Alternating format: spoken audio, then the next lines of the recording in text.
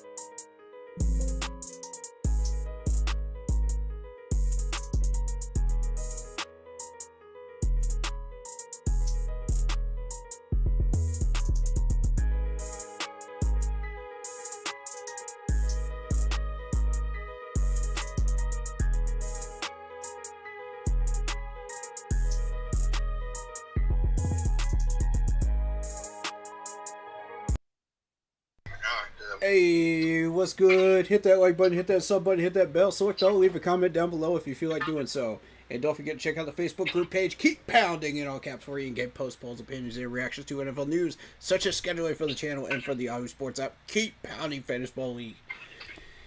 If you like what you saw in the intro, go get yourself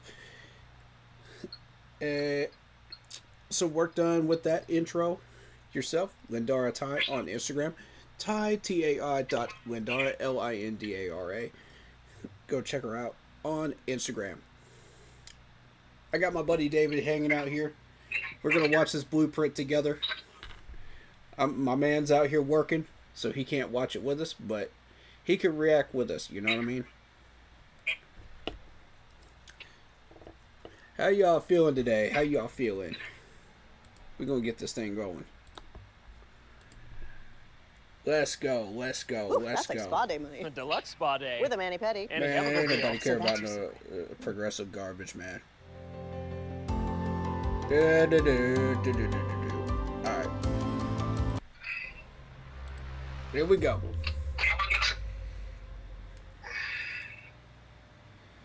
It's on, baby. Let's go. Talk to me about the Carolina Panthers and what you're trying to build there. What are some of the things you want most for this team? Yeah, I think definitely we're headed in the right direction, leadership-wise with myself, with Coach Canales, Brant Tillis. What's up? I missed you guys. The hardest thing in free agency is to understand what person are you bringing in the building. We have to do what's best for the organization in the big picture, so it'd be nice to just find as many playmakers as possible. There's an excitement around the building for what we can become. Trying to find impact players, whether that's through development, through the guys that we have, or free agency. We just got to stay disciplined. We got to find the type of players that fit our scheme, fit our culture. We just wanted to continue to build the roster, to challenge the roster. I would love to just mess Build things the- up a the little roster bit, to adding challenge somebody the really roster. talented and see I like if that. these other players can find another level. People are, looking at the Carolina Panthers a little differently now and really wanting to come here because they see that the arrow's pointing up. This has nothing to do with last year. It's got everything to do with right now. Can we win today? Can That's we win right. this week? And how long can we maintain that mentality? We were Yep. able to all be on the same page so that Facts. when we got into free agency, It's we were all able about to right just now, y'all. execute the plan. I'm excited to go into this offseason knowing we have this quarterback. Now let's start building this team and let's become the 2025 Panthers.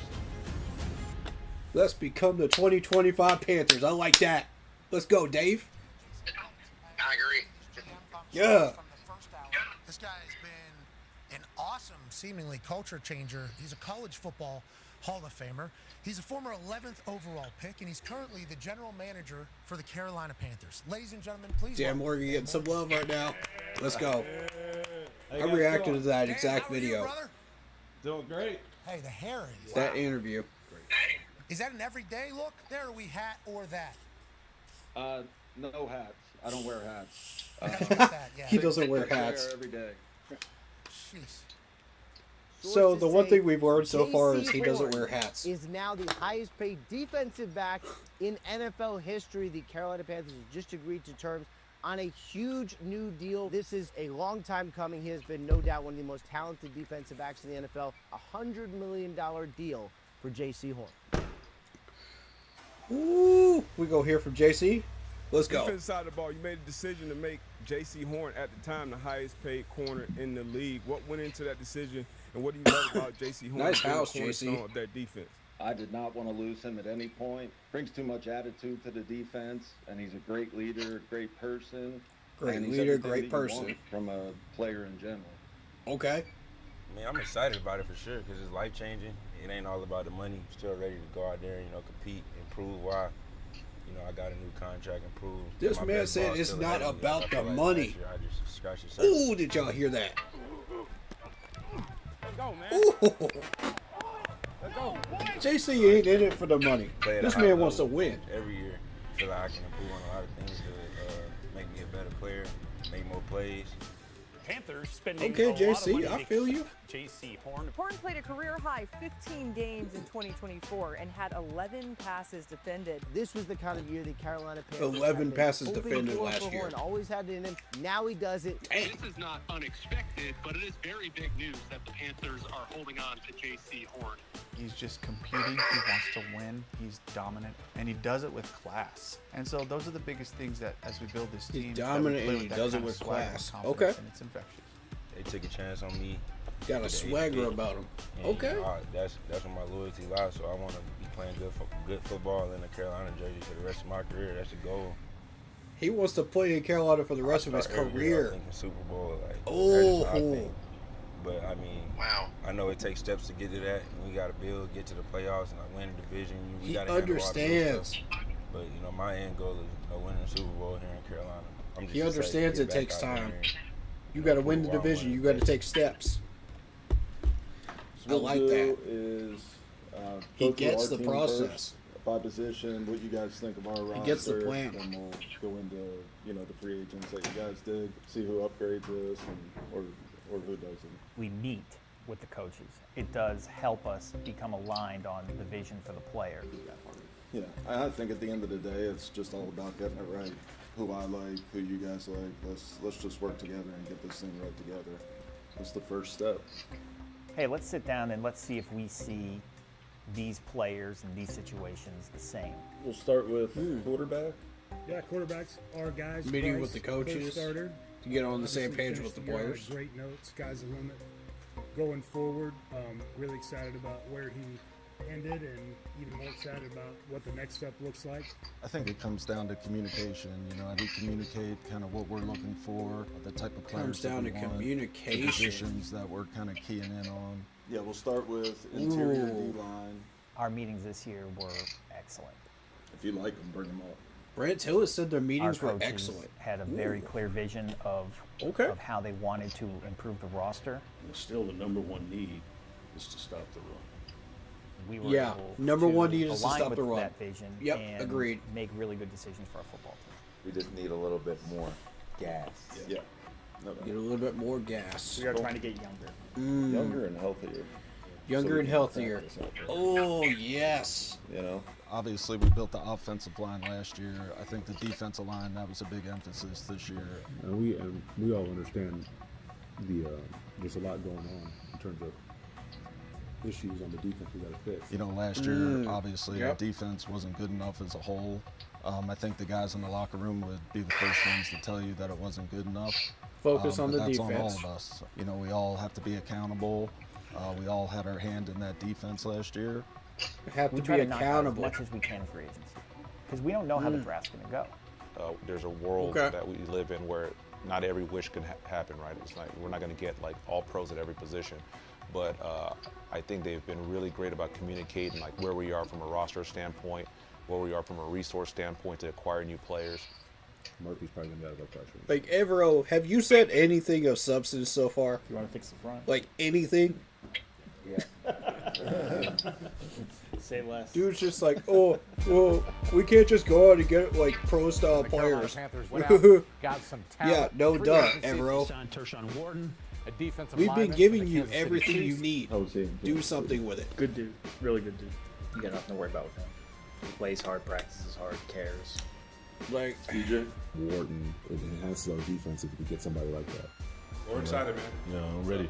Dan laid out a vision, and you can kind of see the vision coming to life right now. We'll meet up later. Yes, sir. Good to meet you. He working out. Coach getting to it. What's his vision for your defense, though? He can't outbench me. I'm just excited and believe in the culture and what the things they're saying they're going to change around here, and I want to be a part of it.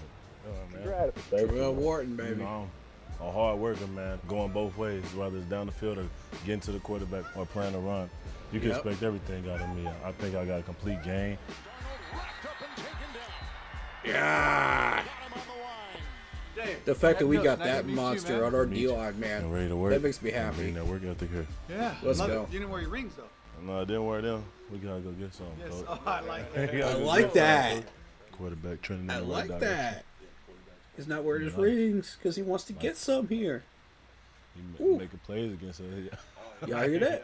That boy nice. That's motivation right there. He nice. You really could do this. You got eyes in the back of your head or something. How you move around. Like, you felt me right there? Yeah. I like him a lot. How you doing? I got a little piece of cake with me. Todd Wash. Okay. Appreciate you. Yeah. I'm excited. Mr. Todd, we finally get to see a little bit of you. Change this thing around, man. And I'm gonna bring everything. First that you impression, need let's see it. and more. It was up to us this season to come in and We can get our rectify that first defensive impression, all right. line and just build it. You know, get big, get long, get strong, and get guys that are big and physical. Just in terms of what we need, we Big need and another, physical. Starting caliber player, in my opinion. The more flex that he has, the better. And then, like you said, we just got to continue to add depth to that position.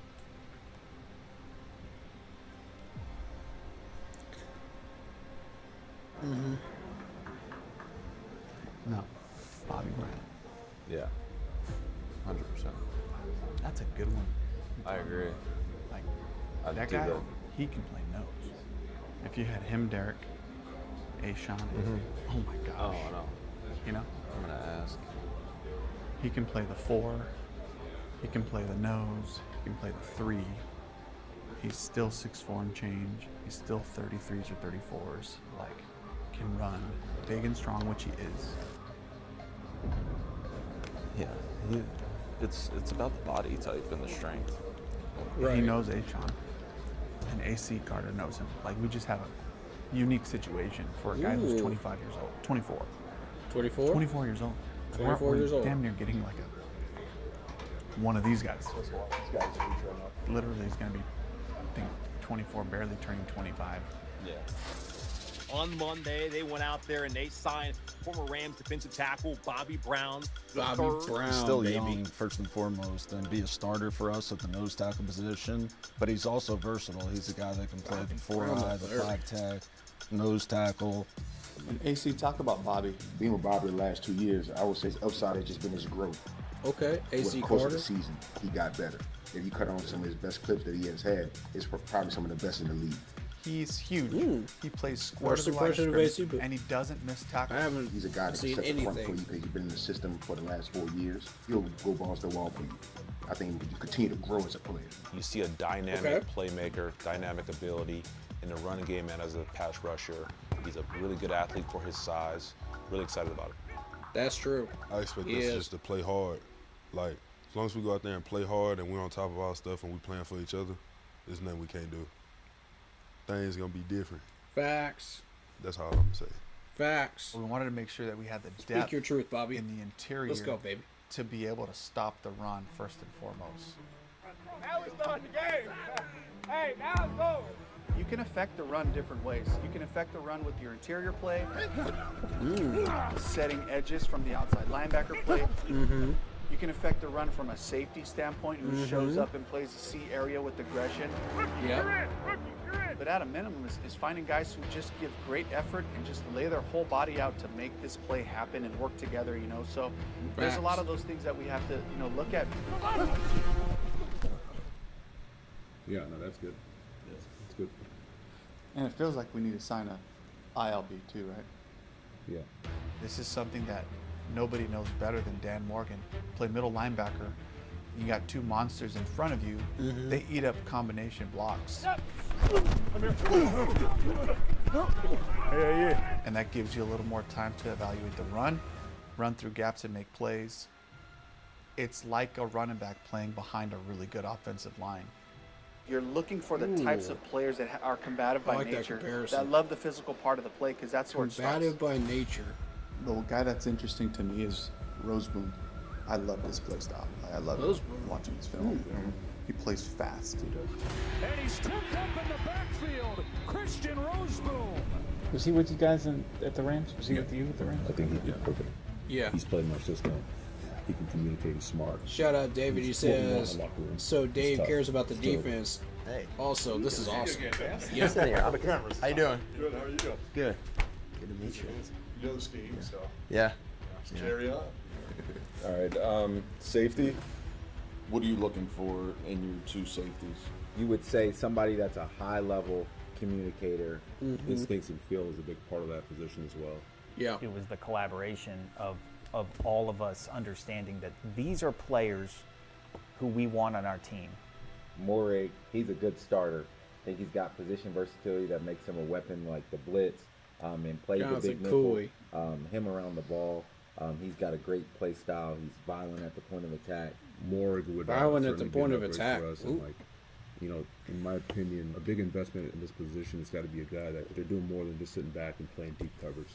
These guys have to be really good tacklers. They got to be somebody that you can send on the pressure and they can go beat it back in protection, those type of things. And so we haven't had that the last couple of years. And hey, y'all hear that? All these people that don't believe in Morrig. Line him up in nickel and y'all hear that? More than just playing safety. So I like the way he Let's showed go, in man. the run game, you know, regardless of where he was at, he just had a nose for the ball. Merrick getting into the backfield. Receivers try to block him, he's violent. He's going to run right through Travion Williams. He is not ready for that contact that Travion Merrick is bringing. Like the attitude and style we want to play with.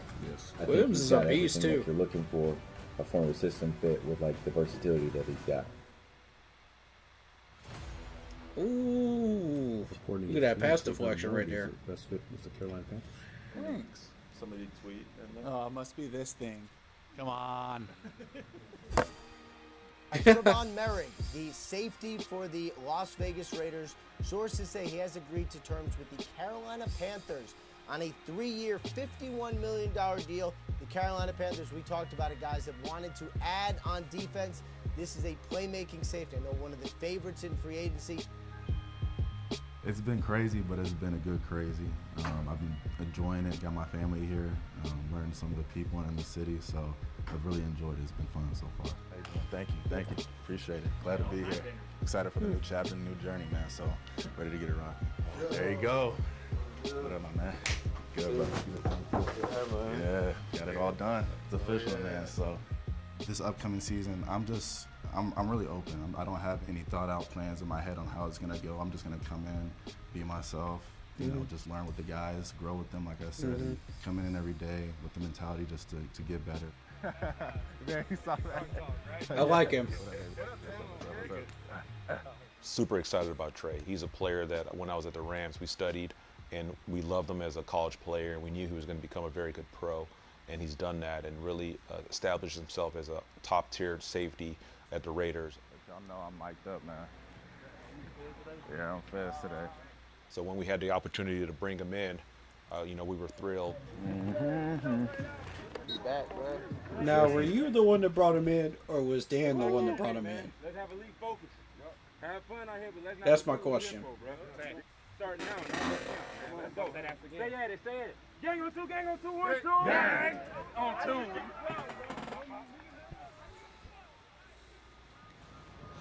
Get like a simulator formation so you can get your blitz.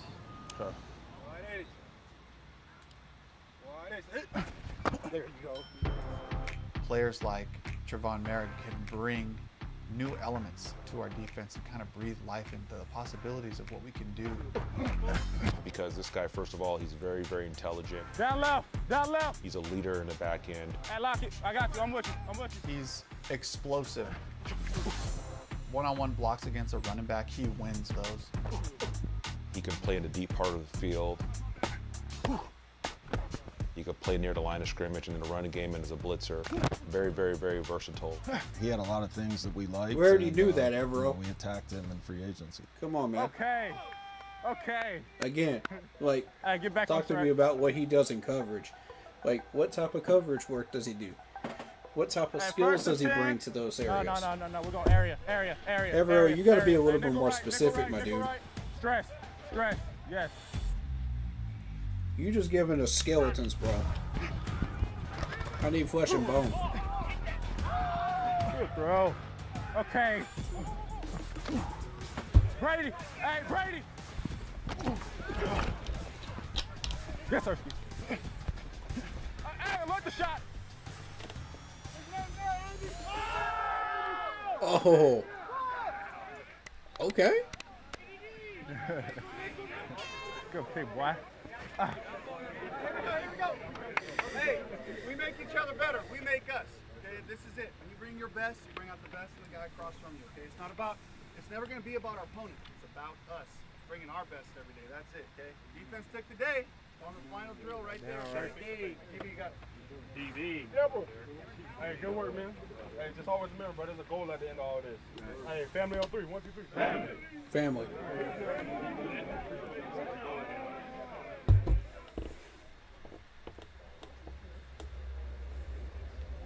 And then OLB. Jones. Yeah. Want to focus on him? I think we should. Like, Jones is tough. Throw down at 5. Jones in trouble. Goff on first down. There's Jones. Speaking of, you just mentioned him. Down he goes. Brought down on the play by Pat Jones. Amazing beginning for a highly drafted player out of Pitt. Plays with effort, has a high motor. We love the frame. He does have the ability to be able to rush inside and outside.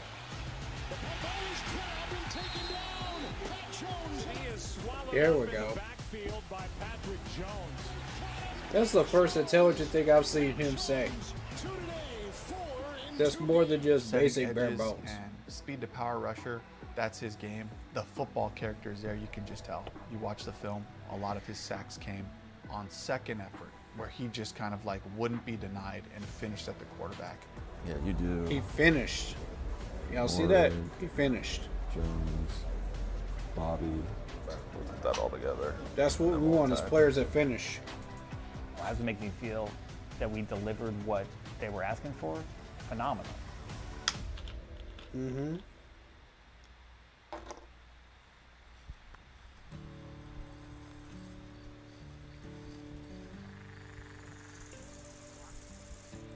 What an off season. Facts. Grandpa's land. This is their property. It's been passed down through their family.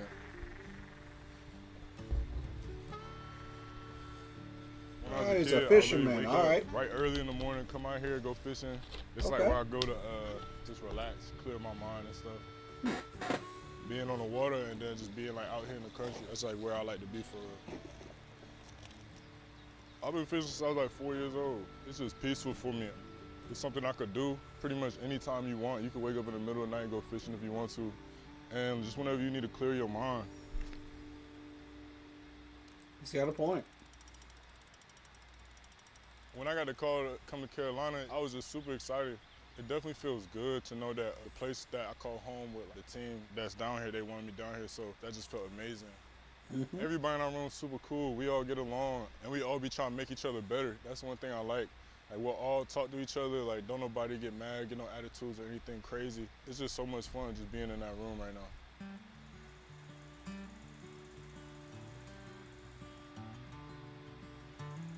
Actually, when I caught my first fish, it was literally right here where we standing at. I was down here with my grandma and my uncle. I had caught a little bluegill, and there's a little picture of me. I was probably like this big. I was just holding a little fish, and it was just super cool. And ever since then, that's just something I just always wanted to do. I just knew that was like just one of my passions that I had. I have so many memories growing up and just doing so much different fun stuff out here with my family and everything. Grandma, say hey to the camera.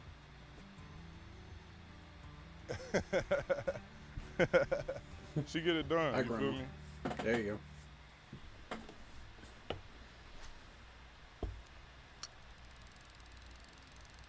Oh, I do got one. I got the world's smallest bluegill. I thought I had something, but then I was like, hold up, I don't have anything. I caught the world's smallest. This a bluegill? Yeah, I caught the world's smallest bluegill. That's crazy. Thanks to my grandma. Nah, y'all can't do me like that, bro. Y'all can't post this. This is hilarious. I'm always thinking about football. Honestly, it's gonna be like very like surreal. You see the moves they made with the interior guys and the free agency, and then the guys that we already have here. Like we got AR, DB. When I get to play against like dudes like that who are dominant D tackles, it just make everything so much easier for me. So I'm just really excited to get out there with everybody. I like him. He said, "Who won the shoulder bump?" That's how Shy celebrate. You shoulder bump when you celebrate. Hey, bro, I don't do that. Get more lit. Hit the gritty with me or something. Yeah. Yeah. Oh!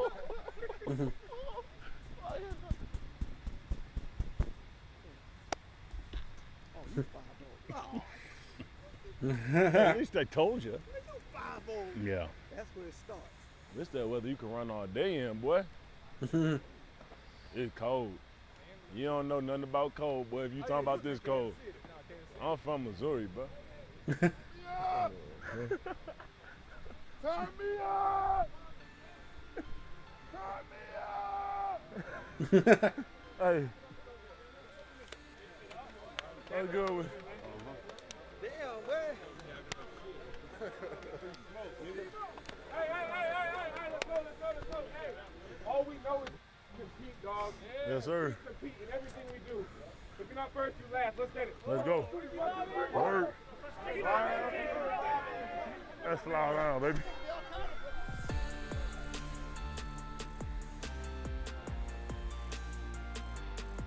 What's the drill that they're doing with the ball? I'm interested to find out that. We're excited about the new additions we have. Probably the best news that we've gotten is Derek Brown coming back. That's definitely the best free agent that you can probably sign right there. And we're That excited dude's about going where to save he's your going, job he's for a coming little along. longer at least. And then you look at the new additions like Turk, like Bobby Brown. You're getting two guys there that are proven players that have had a lot of success in this league. That's right. There you go. Good. Stick. Good. Plant. There you go. Good.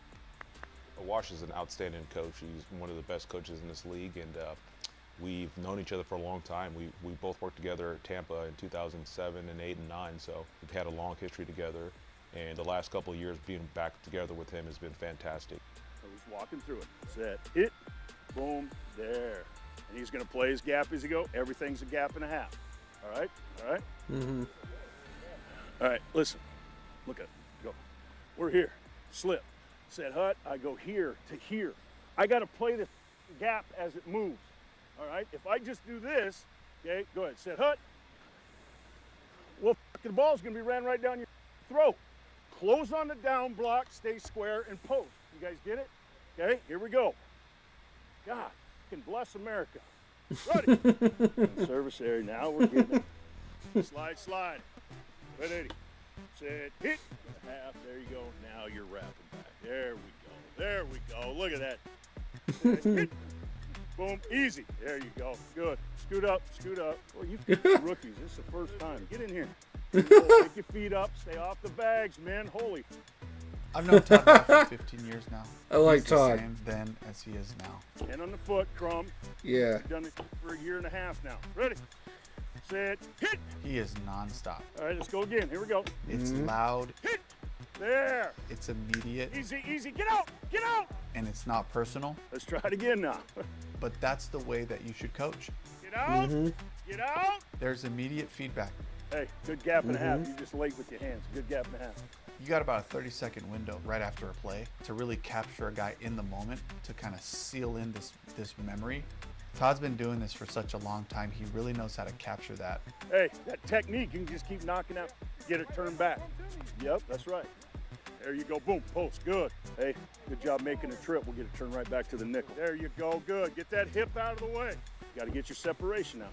Set, hit. Good. Hey, Turk, come here once. Where's Turkey at? Where's my man, Turk?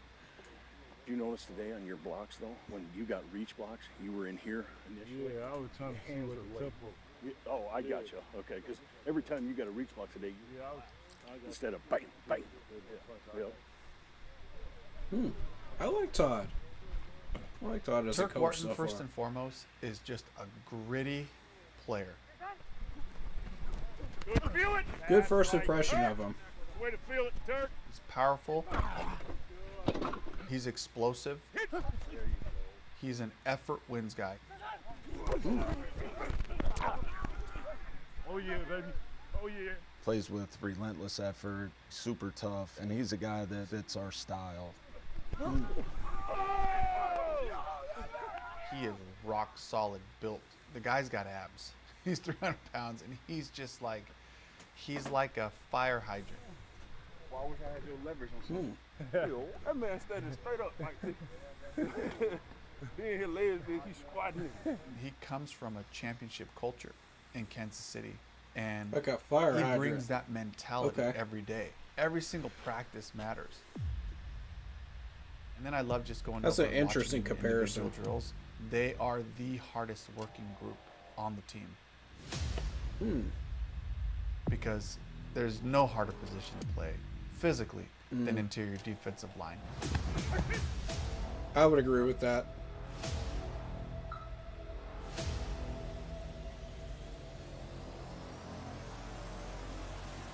They get after it from the minute the whistle blows. They're going over bags, under the chutes.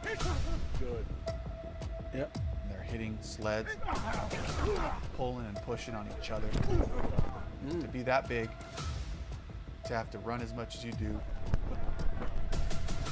constantly being leaned on by massive humans times 2. It requires a different level of grit. It requires a different level of training. Washer is trying to take them to a place that's uncomfortable so that they get really comfortable being there. I like that. Take them to a comfortable place by making them uncomfortable. That's what's up, man. I like that. Man, keep stacking. You know, every day we come out here, we get better. You know, and lean on your brothers, and we're going to come and do something that ain't never been done before in this mall. Hey, D-line on 3, 1, 2, 3. D-line. Top in the world, bro. Here you go, baby. Go ahead, Rook. Go ahead, Rook. You ain't getting no water anyway. Hey, Shaq, go ahead. Go ahead. He ain't getting no. Damn, man, y'all must not be giving here. I can't carry all of it. You carrying all of them. Put You your carry- helmet, put your shit Hey, on your Rook, head. Rook. Put your shit on Get your that, head. Rook. Get that, Rook. Ooh, I can't wait till you old. Hey, go ahead. Don't get on no court neither. Make sure you walk. Rico Dowdle, Uncle Rico, Rico Suave, whatever you want to do with the Rico there. The running back that was formerly with the Cowboys, headed to the Panthers, 1 year up to $6.25 million, slots in behind Chuba Hubbard. Coach, they told me I need to holler at you. They told me I need to holler at you. I got to talk you into putting the Wildcat in. So I need to talk you into it. It all can get ramping. Wildcat? I can do it. I can do it. I tried to get Rico in Can Tampa you? Bay. Skip Pete was my running backs coach for the Bucks, and he had just been in Dallas with Rico, and he said, "Dave, the guy you really ought to take a shot on is Rico Dowdle."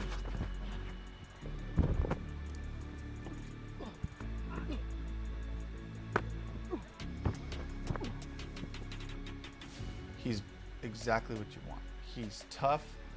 Get him out of here. He's smart. JC was at corner. He bailed out. He runs angry. Then he goes out and busts out for 1,000 yards last year. He ran with violence. And he ran the routes right. He's got talent, and he's a great guy. Listen to me, young buck. Listen to me. When you get that mixture of attitude and character, that's our kind of guy. And now you got 2,000-yard rushers sitting in the same room, which makes me really excited to call another run. Max. Holla at you. I like his energy. Yes, sir. Yeah. Give me my slide like we supposed to. Happy, happy, happy, happy. Yes, sir, man. Another day in the books, another day, another dollar. You know what I'm talking about? How about this comeback story? Hunter Renfrow, who a couple years ago was one of the best receivers in the NFL, one of the most productive receivers in the NFL, is slotting Let's the go. scene for the Mr. Las Vegas Renfrow. Raiders, potentially back in the NFL. It's kind of an amazing story, you know, about how he was sick and, you know, all the stuff that he went through. For me to have him in front of me and him wanting to come here and knowing the type of player that he was, it's like, if he can come here and play like that, then yeah, let's go. Go on. Hunter.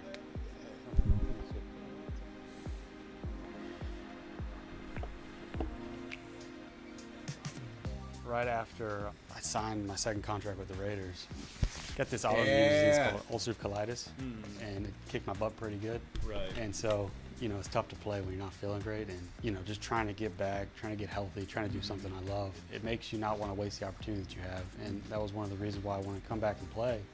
You know, I'm from the Carolinas. I'm from Myrtle Beach. Went to school at Clemson, and so the opportunity to come back here and be a part of Carolina. The people are special to me. Carolina's the best place in the world. Yes, show those And clips I'll and tell them- clips. Tell my teammates that over and over, but just Show a 'em lot of what good they getting. memories. And I've been a Carolina Panther fan my whole life. Show them what they're getting, baby. We had pretty much 100% attendance throughout this offseason in a voluntary. That says something about the culture and environment that we're creating here in this building. It's all about these guys. I want to build something special. And, you know, I told him from the beginning I want to be a part of it for the long run. So, you know, just to see the kind of the picture coming into play right now, I mean, just being able to be back out there with the team, it's one of those things that, like, you know, like, it just makes me even more excited to just get back to it.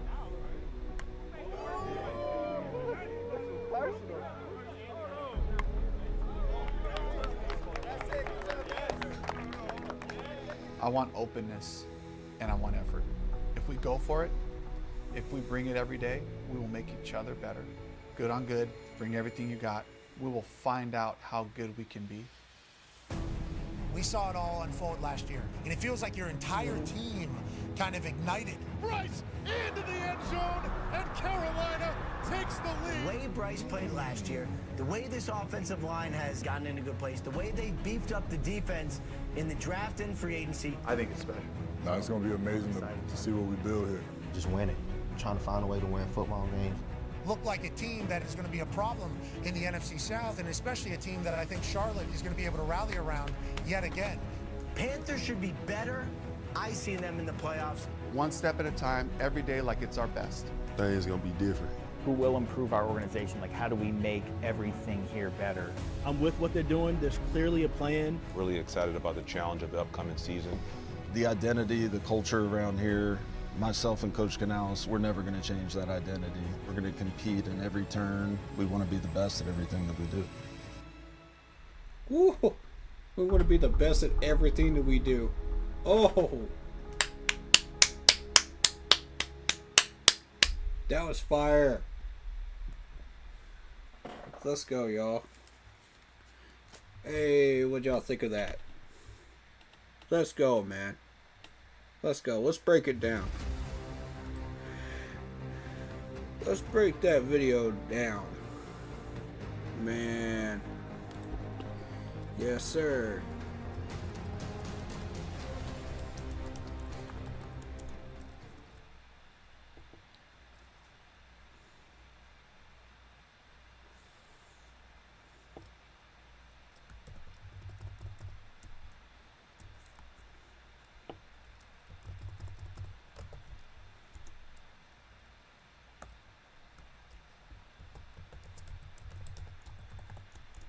Let's go. Get that keep pounding chat going in their chat.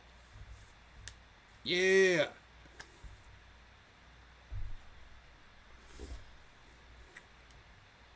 Let's go, man. Look at these responses, man. I love this. I love this.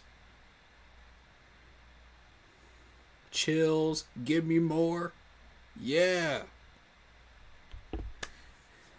Leave our mark. That's what we like to see. That's what we like to see right there. Yeah. Give that a like right there. Woo! I'm fired up. How about y'all? How y'all feeling right now? How y'all feeling? That was dope. I'm ready for this season to start, man. I'm ready. I'm ready for this preseason. I'm ready for this regular season. I'm ready to leave our mark. I'm ready, man. That blueprint got me hyped.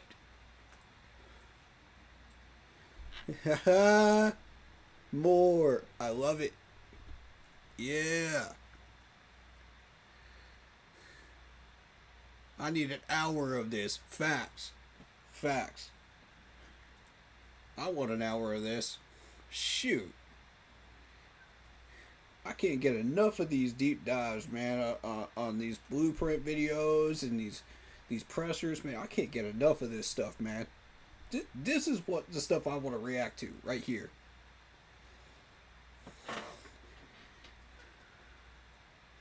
We have made a complete turnaround as a franchise. And the mentality is different. The ideas are different. The strategy is different. Everything's different. And these players are starting to sense it, and they're coming to Carolina, man.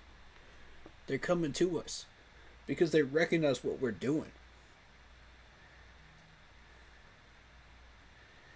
David says, I've never had a blueprint get me hyped up like that. No lie. Facts.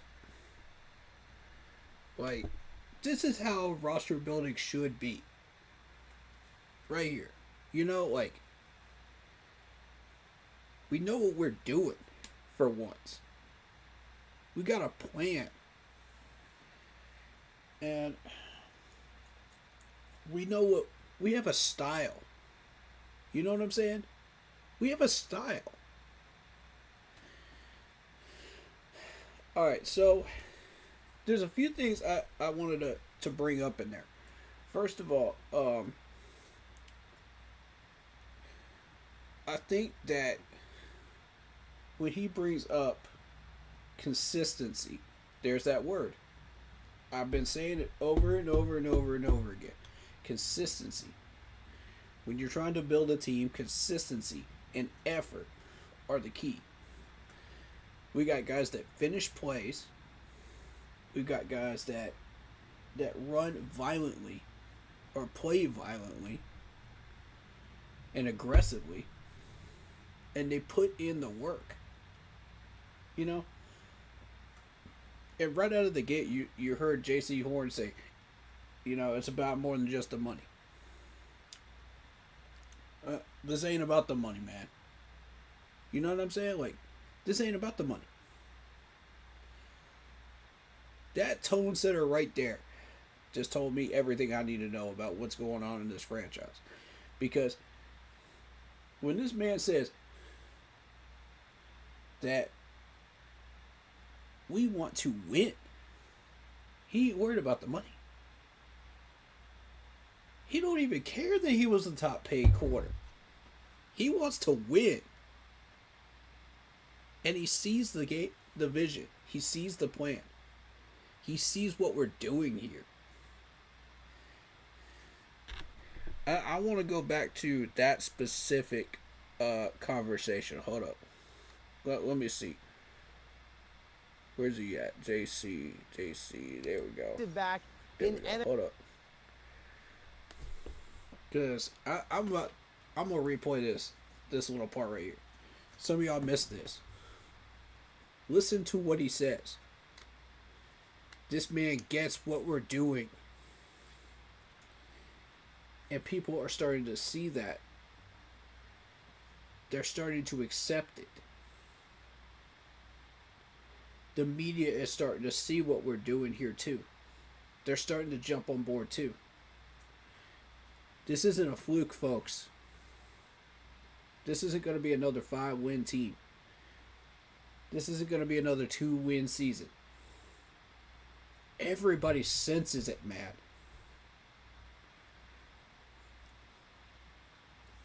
And all these people talk about all this fake hype and whatnot. You know, people get hyped up for no reason, and then we suck.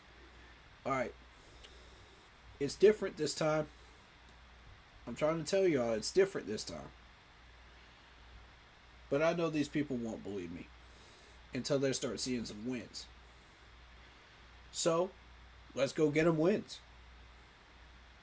Let's go get them wins. Let's go get them results. That's what they care about. Let's get them the results that they're looking for. Because this is the year that we're going to start seeing W's on the board. It's not about the stats anymore. Well, it's about the stats too, but now you're going to start seeing the next step up, which is the W's on the board. The scoreboard's about to start lighting up. We're about to start making plays. We're about to start doing things that are exceptional, you know? And this is that second year after you've been building everything, right?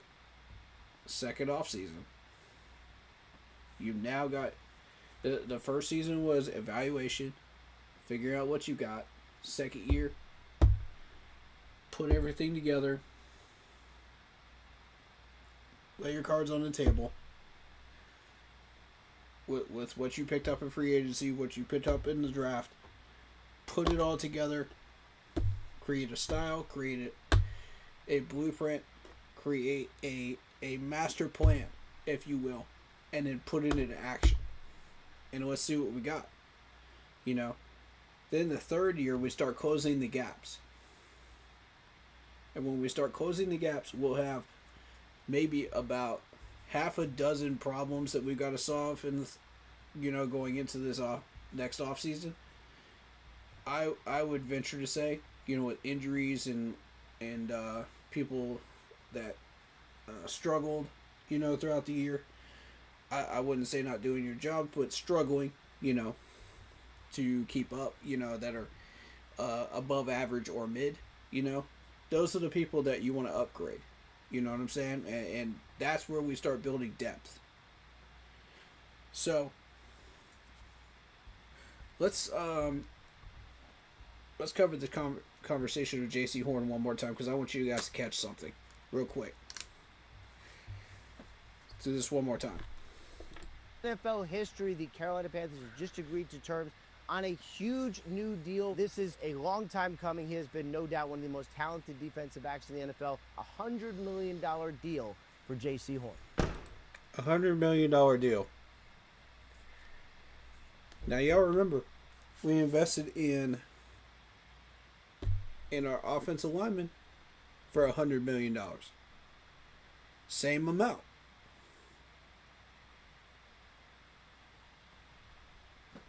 Something tells me they didn't have to put $100 million on that. That was their target number. Because the fact that they're doing this twice now, once on defense, second time on, once on offense, second time on defense, in big name captain players, they're naming who they rely on long term. That's going to set the tone for your offensive line, for your defensive set. This is a message. They're sending a message with that exact amount of money. Did y'all notice that's the same amount on what's his name's contract? Y'all help me out. That offensive lineman we put $100 million on. What was his name? Because that's the same exact amount. That's not a coincidence. All right, let's continue.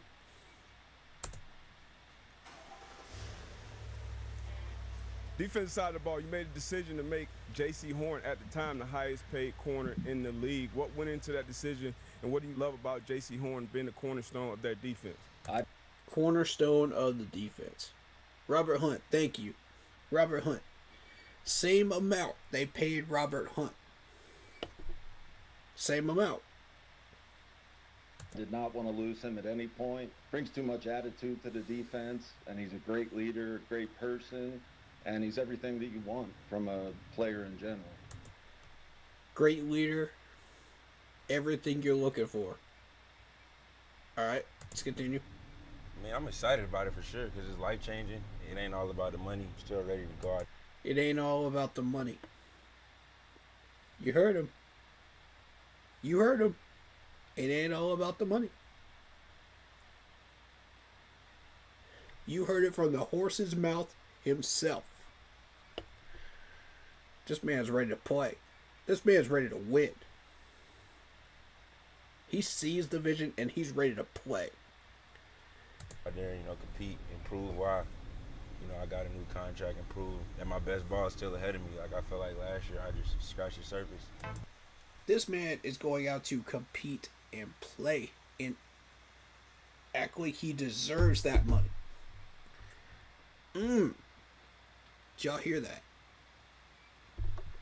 That's the mentality we want. That's the mentality we want in Carolina right there. I hear you, JC. Let's go, my man. Let's go, man. Let's go. I expect to play at a high level every year. I feel like I can improve on a lot of things to make. He expects to play on a high level every year, y'all. Every year. Every year.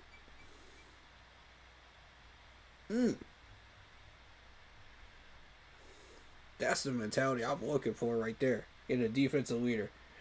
If this man ain't named captain at the beginning of the year, shoot. Y'all better give him a captain status. If anybody's earned it, it's him.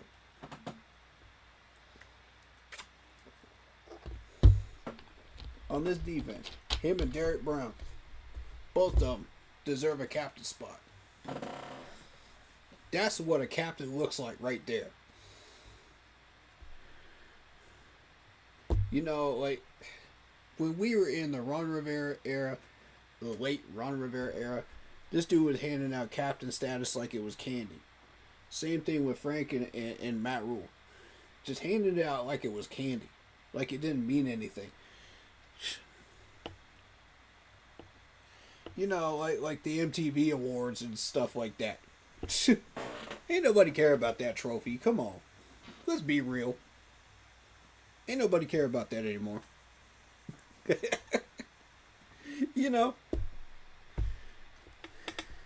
So, when you're looking for a captain on your team, what qualities are you looking for? What mentality are you looking for? What passion? What drive?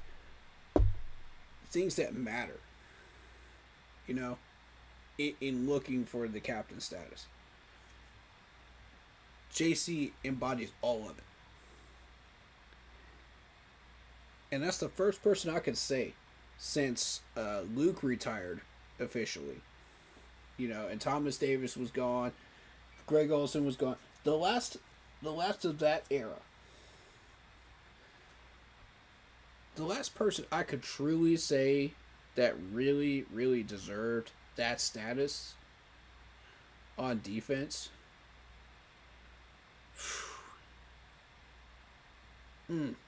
That's a tough one. I'm going to have to go back as far as Thomas Davis. Because here's the thing.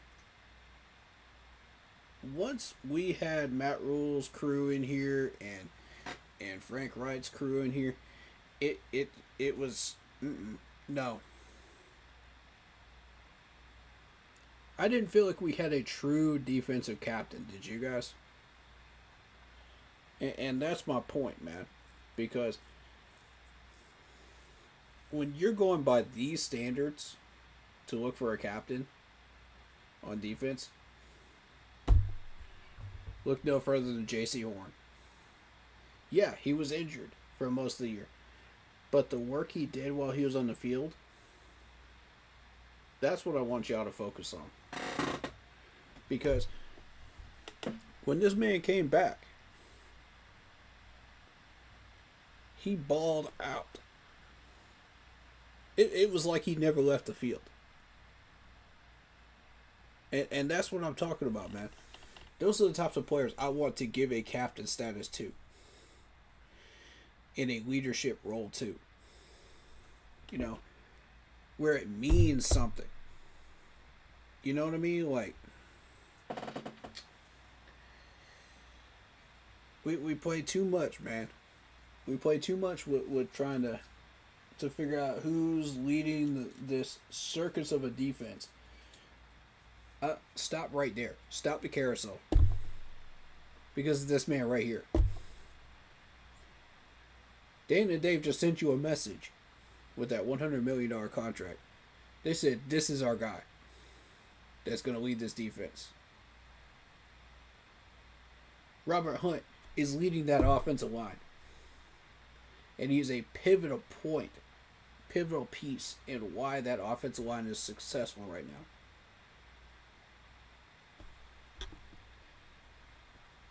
So, giving J.C. Horn that $100 million contract says, we found our man. I'm done hunting. This is it. This is it. This is our corner piece right here. This is our piece that we cannot let go of. And I said that while they were in negotiations for his contract extension too. I said those exact words. I said, we cannot let go of this man. Dan said the same thing, and he's on the same page. Which is a beautiful feeling. When you see that exact number pop out, I was like, hold up now. Hold up now.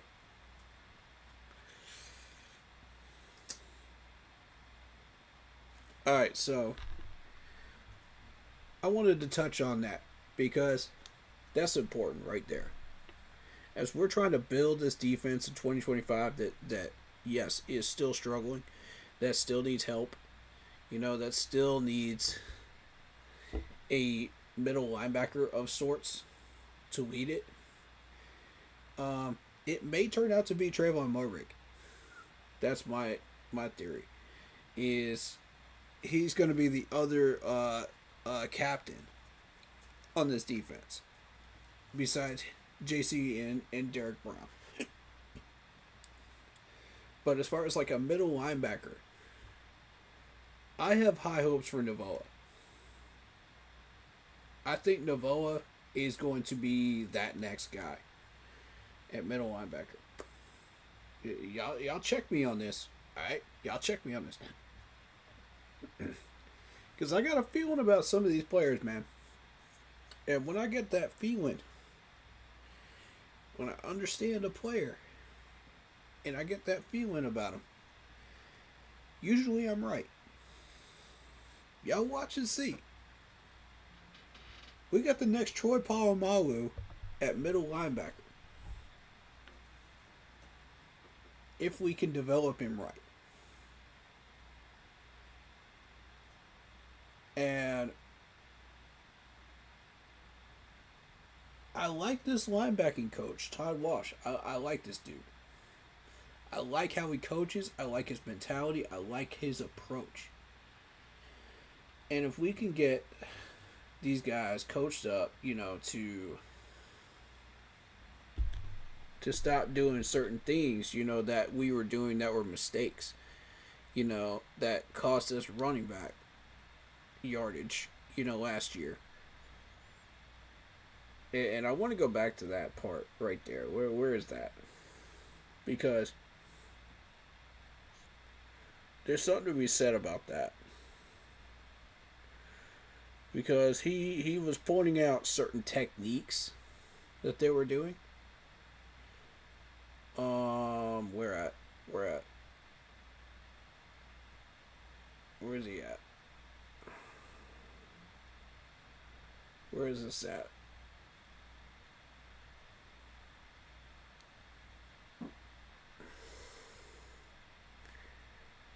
And I'll get to a gyro in a minute. I know y'all want to come up in here for that, you know, and talk about that. But first, I want to focus on the important things. You know what I mean? Because if you remember, we were absolutely garbage at run stopping last year. Garbage. Straight garbage. Where is this dude? Okay. I like how they spent the time to focus on Todd, you know, as a coach. Because you look at this coaching staff and you think, well, he's just a linebackers coach. We've had about 1 billion of them, you know, come through Carolina. Dan says, hold up, this dude's different. Let me show you who this dude is. You know what I mean? And I'm like, all right, I'm here for it. Let's find out who he is. And I gotta say that made a great first impression for me.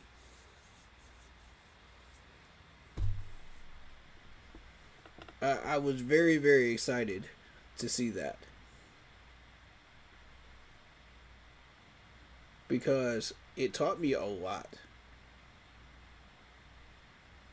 about who this dude is, what his approach is, his style, his mentality, his teaching styles. What does he do? You know. And I'm freeze framing this right now. Look at how this is drawn on the field here. These boxes here. So I'm wondering what that represents. Like what is that supposed to be as far as a goal? A drill. Because we got some linebackers out here. Okay, so I'm trying to put the pieces together. You know, you got to keep them low with the trampoline. Makes sense. You got the tackling dummies over here.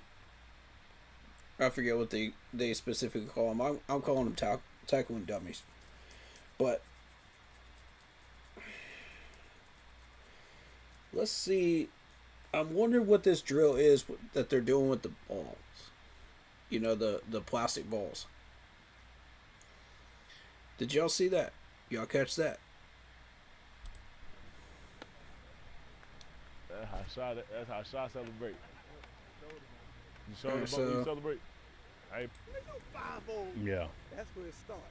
Yeah, these right here. What are they doing with these? That's what I'm trying to figure out.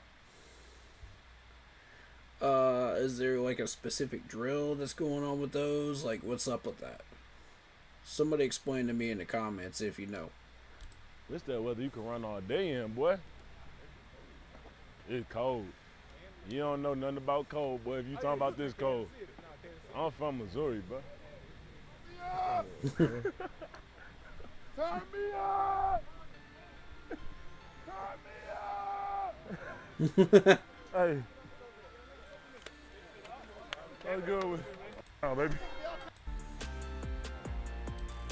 Okay, so are they working on hand technique here? Because it seems like they're pushing the ball away from him. So it looks like a hand technique, almost. Look at how his hands are. Maybe that's what's going on with this. Interesting. Okay, and then you got the footwork drill here with the pads.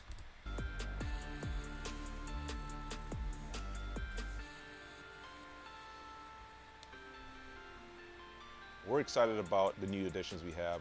Probably the best news that we've gotten is Derek Brown coming back. I don't care about that. All right, listen. Look at it. Go. We're here. Slip. Set hut. I go here to here. I got to play this gap as it moves. All right? If I just do this, okay, go ahead, set hut. Well, the ball's going to be ran right down your throat. Close on the down block, stay square, and post. You guys get it? That's what we were doing last year. We were not closing that gap. And that's the problem. We kept encountering that same problem over and over and over and over again because we didn't have any coach that coaching style that enforced that stuff. You know, even when we had everybody healthy, they were still doing that stuff. You know?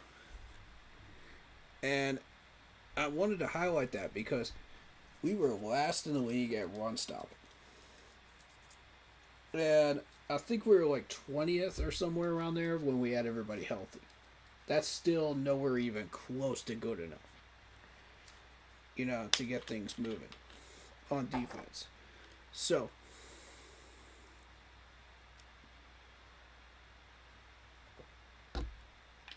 when you got a coach that's teaching techniques like that, you know, important techniques that could start to shut down some of those gaps, that could start to shut down some of those inside push runs, you know, that some of these running backs do, and meet him with a brick wall, you know. That's what we're looking for ultimately.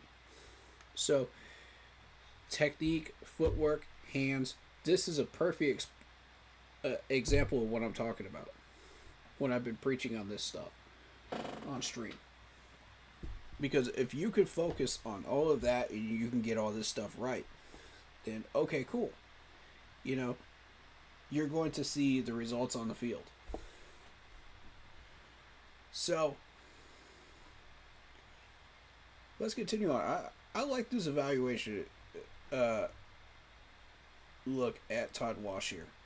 I like this dude. Okay, here we go. God, fucking bless America.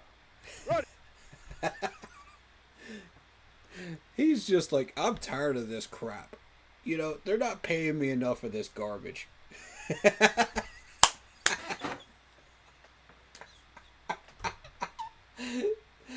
I'm like, yo. I feel that, Todd. I feel that. They're not paying my man enough here, man, to put up with that. Oof.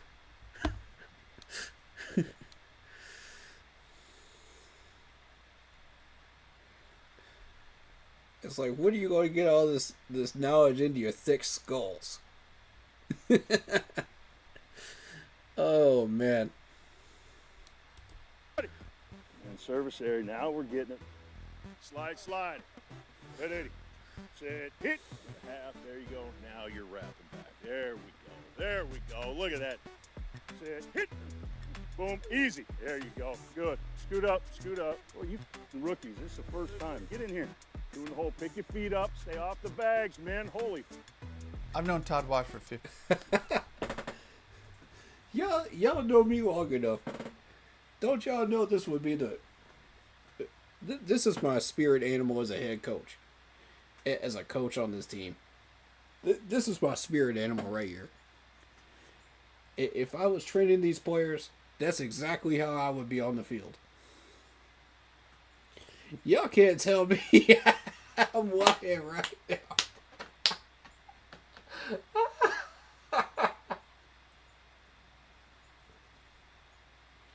Yo, Todd. I like you, bro. I like you.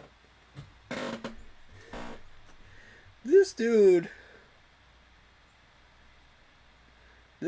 mentally, man. You just listen to him. Just listen to him. This is exactly how I would be on the field. For 15 real. years now. He's the same then as he is now. And on the foot, Crum. You've done it for a year and a half now. Ready.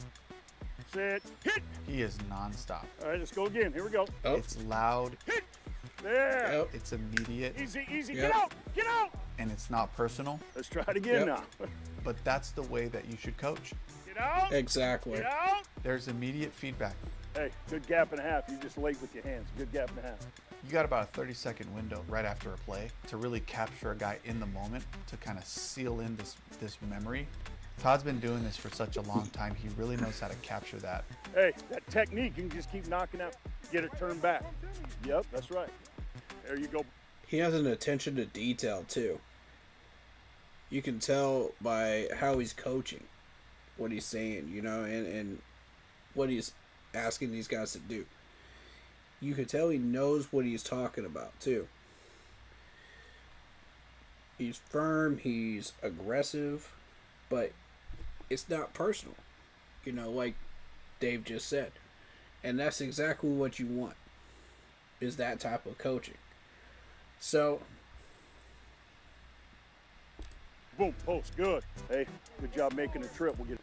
I like the focus on the footwork and the hands right there. That was really cool.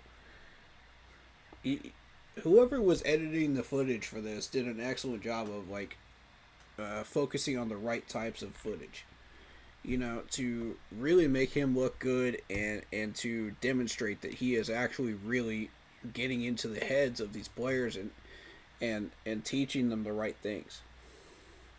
So I'm very excited about that, because that's the type of footage I was looking to see, you know, when I watched this stuff. And I like that half of this video is focused on the defense. I really like that. And that Dan and Dave made that a clear point of emphasis. So turn right back to the nickel. There you go. Good. Get that hip out of the way. Got to get. So now he's demonstrating, okay, move your hips, you know, proper technique. Here's more of it right here. This is exactly what I've been talking about, man. Get your separation now. Set. Hit. Good. Hey, Turk, come here once. Where's Turkey at? Where's my man, Turk? Did you notice today on your blocks, though, when you got reach blocks, you were in here initially? Yeah, I was trying to see what the tempo. Oh, I got you. Okay, because every time you got a reach block today, instead of bang, bang. Yeah. That's an excellent first impression of Todd Walsh. You made him look good, and you showed me who he is, and, you know, I now have a clear explanation of what we're doing with him. And I'm very, very happy with it. I think this linebacker crew is in good hands. Clear, decisive, motivating, and immediate response hands. And that's good. You know, that's what we're looking for.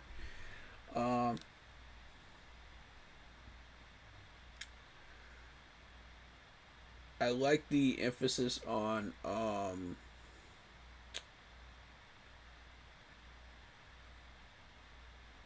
Hunter Renfrow and the free agents, because of how much those are going to impact us and help us out.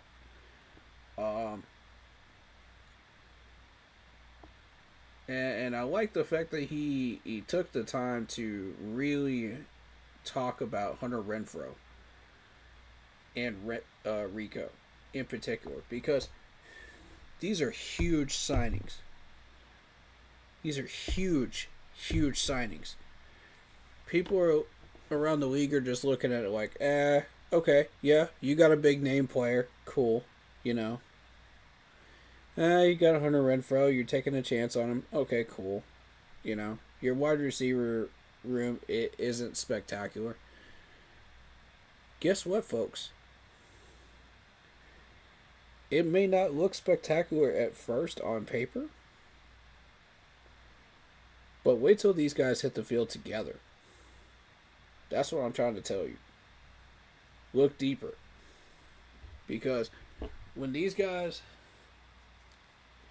Let me rewind the clock to 2015.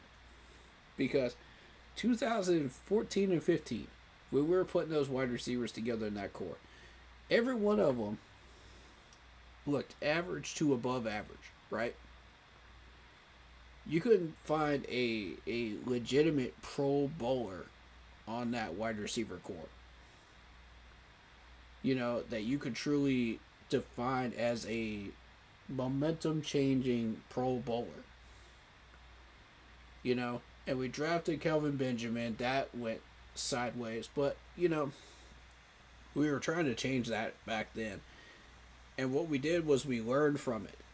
Because look at McMillan. McMillan is being trained the right way. Coker was trained the right way.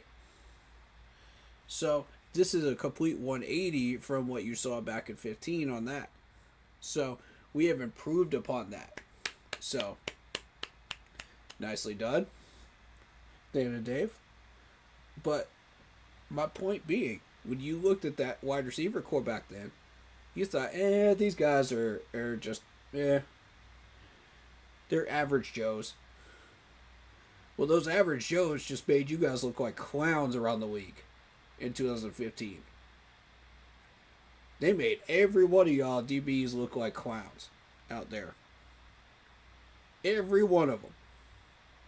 Name me a DB in the league on our schedule in 2015 that they didn't make look like a clown.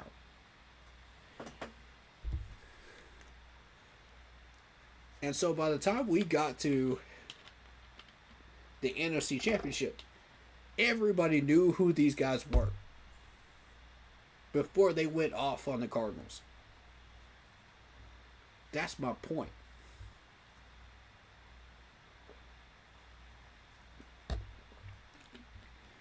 It's happening again.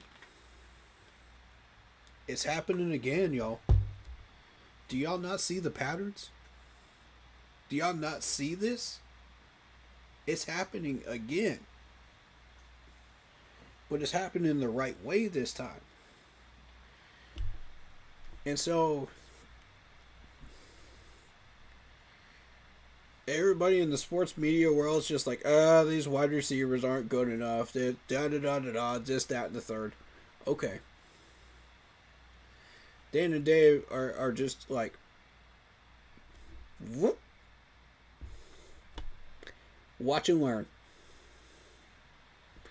Y'all ain't seen what I'm seeing. Watch and learn. I'm keeping my trap shut. I ain't saying nothing. I'm going to let these boys do what they do. And that's exactly what Ron Rivera did back in 15. He didn't say a single word about the lack of talent on these wide receivers in 15. 14 and 15. He didn't say a single word. Neither did the OC. Neither did the wide receiver coach. And look what happened.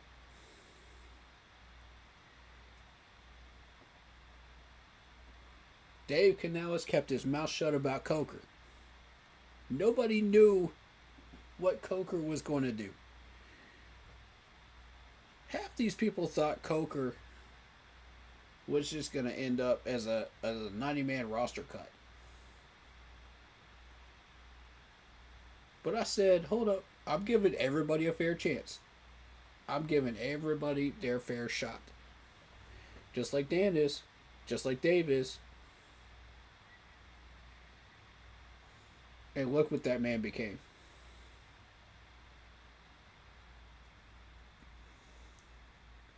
We are taking Hunter Renfrow and giving him a second chance right now. We're saying, look, we know this man has been through hell with his sickness and all kinds of whatnot. There's no other way to put it. Because that's exactly what it was. There's no better way to put it. Sometimes you got to say that to describe things. Sometimes it's necessary. But this man has been through hell. And Dan and Dave said, we're going to take a chance on you. We're about to turn this man's career into something special. Watch and learn. And I love that mentality right now. I love it. Same thing with Rico. Yeah, everybody knew who Rico was. Watch what Rico's about to do this year. We got an offensive line for him. We got proper blocking now. We got a strategy. We got a game plan. We got something that's consistent now for Rico to step himself into. And that's what I'm excited for, because Chuba's already established. Now you got another 1,000-yard running back in this backfield too. Not only did you upgrade on Sanders, this dude's about to turn up. We're about to have another Jonathan Stewart and D'Angelo Williams duo right here. That's what we're about to have. Y'all can feel it. Everybody can sense it. Everybody can sense it coming, man. And I'm trying to tell you. The people that understand football knew it first. Because they've been watching this dude. They knew exactly who he was.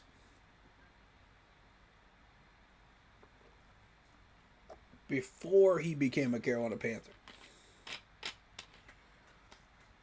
Alright, so that being said, man, I love that they incorporated some clips from Clemson when talking about Hunter Renfrow. Because I want y'all to understand what this dude can do. I'm going to mute this, but I want y'all to see what he can do. Okay? They promoted this dude a little bit. Just enough, you know, to say, yeah, this dude's got this type of talent. Alright, here we go. Look at this catch right here. This is what I'm talking about. Double coverage from Alabama during this time period. When he was in orange and white. Look at him go up for this ball. High pointing the ball. And catching it perfectly. And coming down with it. Most importantly. He finished the play. And again, here's another one.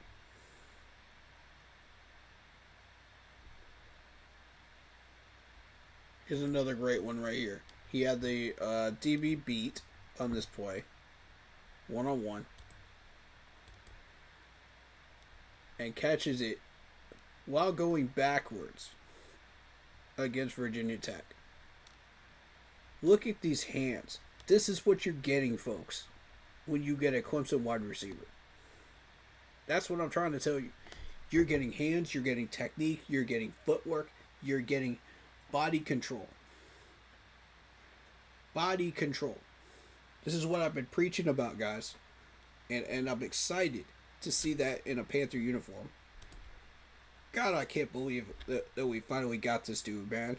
Like, I didn't think it was possible at first.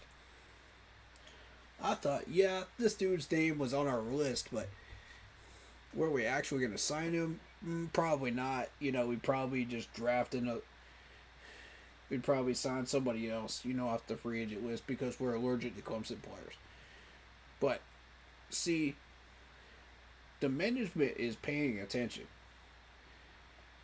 They're understanding what I'm saying because they're seeing it too on film. They're seeing the body control. They're seeing the hands. They're seeing the footwork along the sidelines. They're seeing these little details that I'm talking about. And I want to say thank you. Thank you for understanding, Dan and Dave, because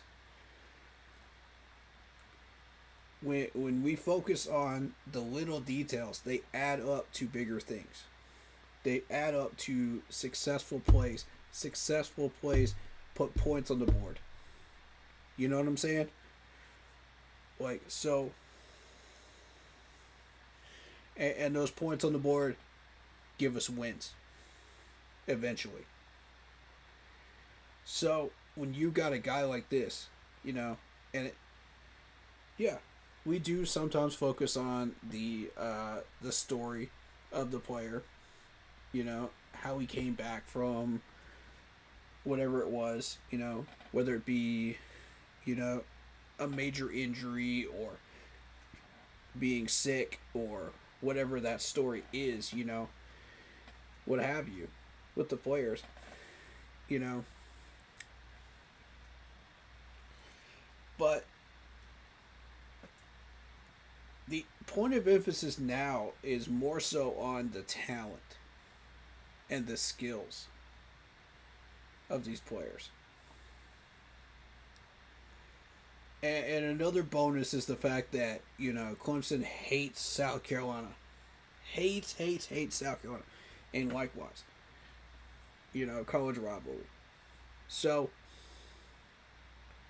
most of you probably know about the gigantic fight, you know, that happened. I think it was either in Columbia. I think it was in Columbia. But, between the fans and stuff like that. But, huge rivalry, though. And I'm going to start reacting to some Clemson games this year, if you guys don't mind. Because I want people to understand, you know, what type of talent is out there. Also, I want to root on my favorite team, too. But I may look into a couple of South Carolina games, too. You know, that don't involve Clemson. As well as, you know, the major rivalry between the two. Of course, I'm going to cover that. But, and I did last year. But I want to kind of expand to that, if you guys don't mind. Because there's a lot of talent in both of these teams that can end up in Charlotte. Potentially. You know, we've been drawing from the South Carolina Gamecocks well for quite a while. You know, and I wouldn't mind getting a couple of these players from Clemson as well. You know, to ramp up the competition and practices. You know, because when these two are pitted against each other, Hunter Renfrow and J.C. Horn, you're going to see a ramped up competition between these two to where both of them want to practice harder against each other. You know, and it truly feels like a little bit like a rivalry in practice. So I'm kind of excited about that thought process there and where that could take us. And I think it's a mentality we should start exploring a little bit more. You know, whether it be Ohio State and Michigan players, whether it be, you know, you name it, big players. But let's explore that a little bit. You know, if it's the right fit and it's the right timing to explore that, let's try it. But emphasis on the player and the right fit first. You know what I mean? It has to be the right fit at those positions. You know, don't exclusively focus on, oh, it's a rivalry players. You know, there's no need for that. You know. But if you want that to be an added bonus while you're trying to practice these guys and try to get these guys motivated, perhaps it's something that we could explore. You know, if we've got people from different rivalries in our 90-man roster, you know, during training camp, perhaps we could explore that a little bit every year. If they match up against each other. So, just something I thought we could look at and just explore a little bit more.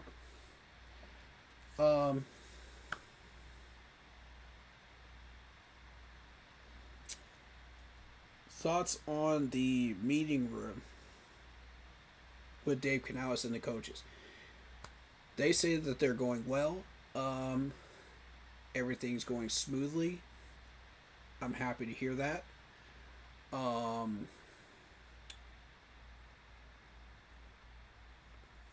I think there's a lot to take away from this blueprint here in a very, very positive way.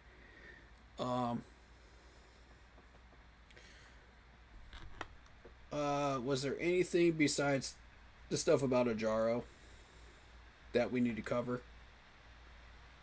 just real quick. About Trevon Mulrig. Yeah, Trevon Mulrig. We're excited about him. We think that he can be a big impact player. And for the people that are not, confident and say that we need more safeties, I mean, this is exactly what this segment is about, is Trevon Mulrig. Is to show you guys that, yeah, we do have some help in the middle. We do have some help everywhere, in the secondary. It's not just, oh, we're lacking in a safety position. We've got the people that we need. I'm going to take a restroom break, and I'll be right back. Hit that like button, and I want to talk more about the safeties and Evero when I get back. Okay? Stand by.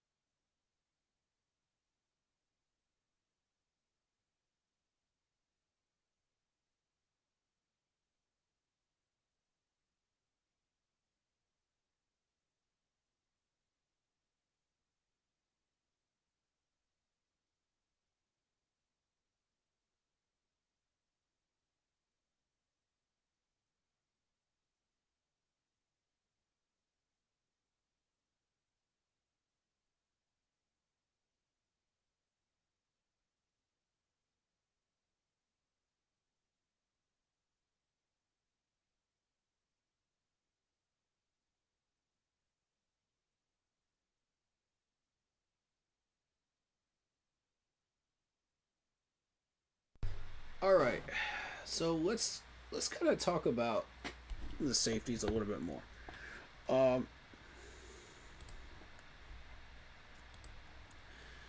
And as we kind of look at the roster here, with the safety position, let's see what we have here.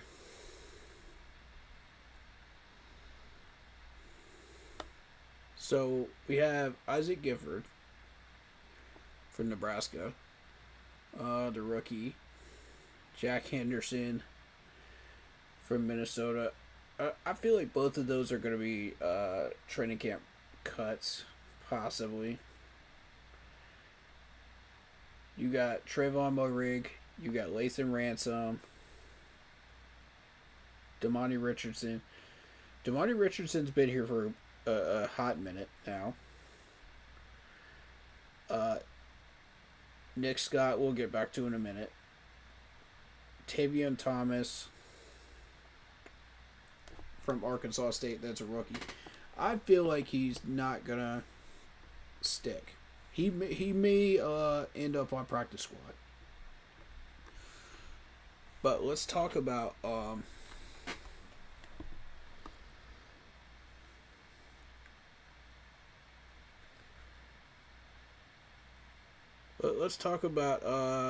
Damani Richardson real quick. I like Damani Richardson. I think he's got some potential here. I feel like he's probably going to end up borderline practice squad, 53-man roster. We're going to find out where he's going to land. But I like what I'm seeing from him so far in the Facebook short practices, that they've been doing.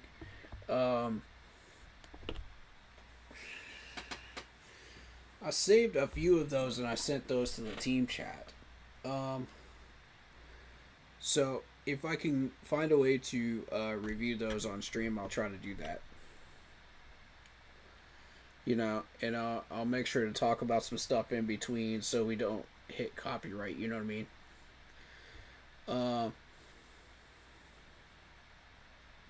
But I just want to cover like 5, 6 of them, you know what I mean? That's it, We're not going to go overboard with it, but I just want to take a look at some of the drills that they're doing and what, why they're doing them.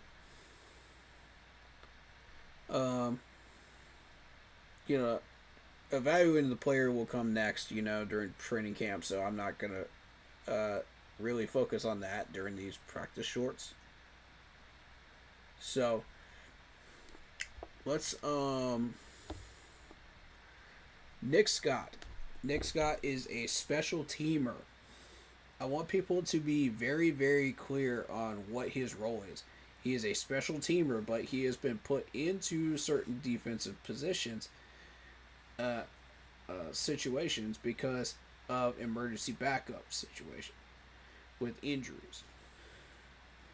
Now, normally he would not see playing time, unless we absolutely had to put him in. So, and I do like the fact his production when he was on the field. I think he did have a lot of positives when he was out there. Good tackling, good technique, good footwork. We're still expanding on that. We're still working with that with him, to take him to the next level on that, but, he's in our system for a reason, folks. He's not just shark bait, to just say, oh yeah, well, we want to do safety, so why don't we just toss Nick Scott, as a special teamer. We barely put him in. It's like, come on. No. This dude makes an impact on special teams. He's one of the captains on special teams, actually. And I like him. He is one of the leaders in special teams. That's why he's here.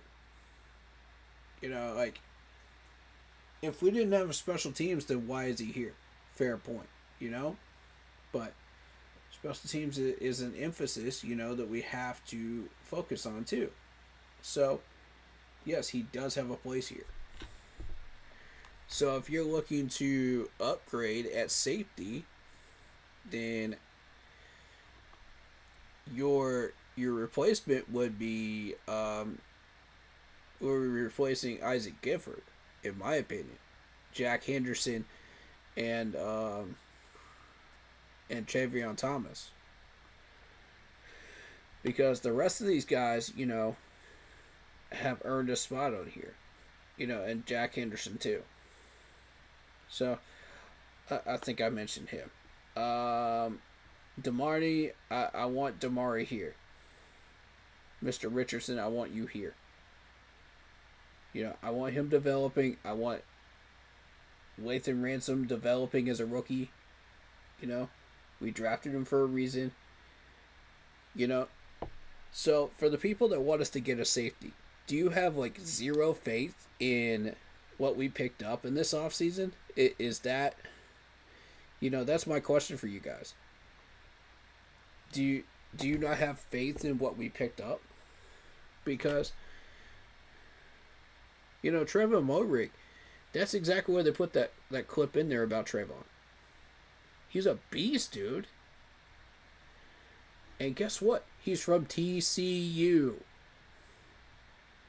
Who do you know that I was looking at from TCU last year? So there you go.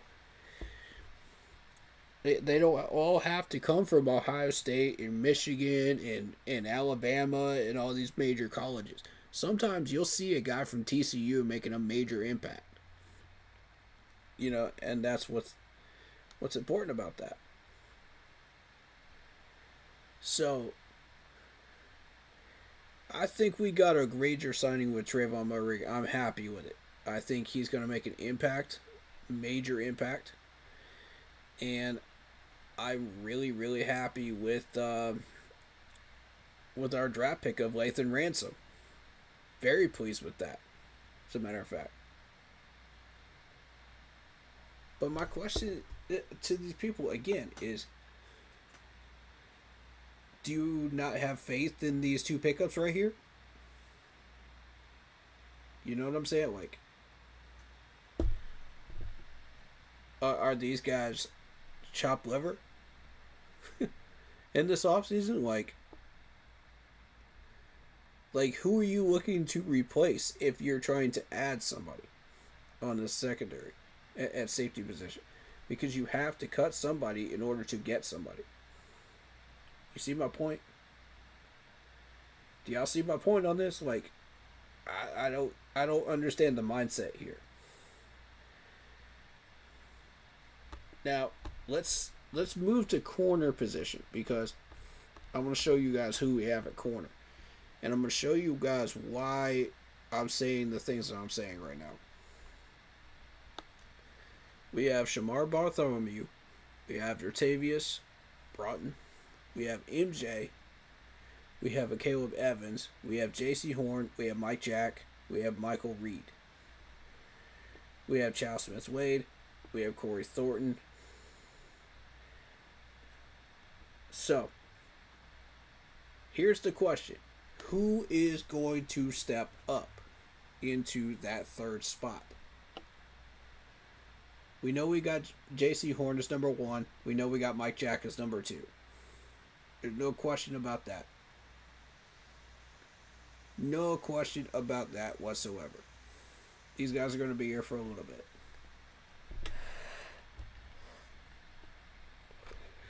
Now, who's stepping up into number 3? We know we've got Chow Smith-Wade in the nickel. That's not going to change. That's exactly what we drafted him for, was the nickel. And he's doing an excellent job. There were people saying that he could make that push, to move up. So let's take a look at the rest of these guys. So you got Shamar Bartholomew, which I've heard a little bit about this dude, that he may be pushing for the number 4 spot. It's going to be between him, Broughton, possibly MJ. I don't see Corey Thornton making that push just yet. You know what I'm saying? Like, if we do keep him, he'll be on practice squad. But here's the thing. We've had so many injuries at corner. I could see a Caleb Evans ending up on practice squad too. And that's the thing. MJ could end up down there too.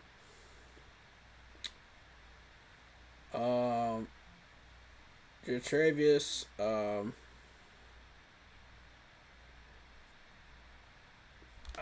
feel that Travis could end up on practice squad too, but he could be fighting for that 4th spot. It's a 50-50 coin flip for me, and I'd have to see him training camp to see. If y'all do the live streams of it, then we'll take a look at him. And we'll be able to determine then at that point. But right now, he's kind of a 50-50 coin flip. Because he's a rookie right now. But he's the right size, he's the right weight. He's got the right talents that he brings to the table.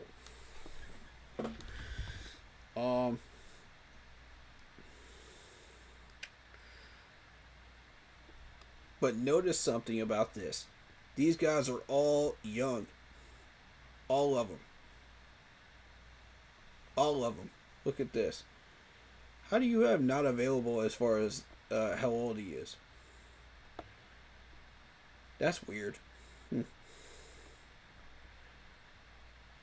That's really weird for the rookies. Okay. Maybe they just didn't fill it in yet. But point is, These guys are all young. Every one of them. But the race is on for that number 3 corner spot. There are some that believe that we have the answer within our own roster. There are some that believe that we should go outside of the roster and go sign a free agent for a year. A year or two. So if you go out and you sign a corner for a year or two, they have to be significant as far as an upgrade and fit what we're doing.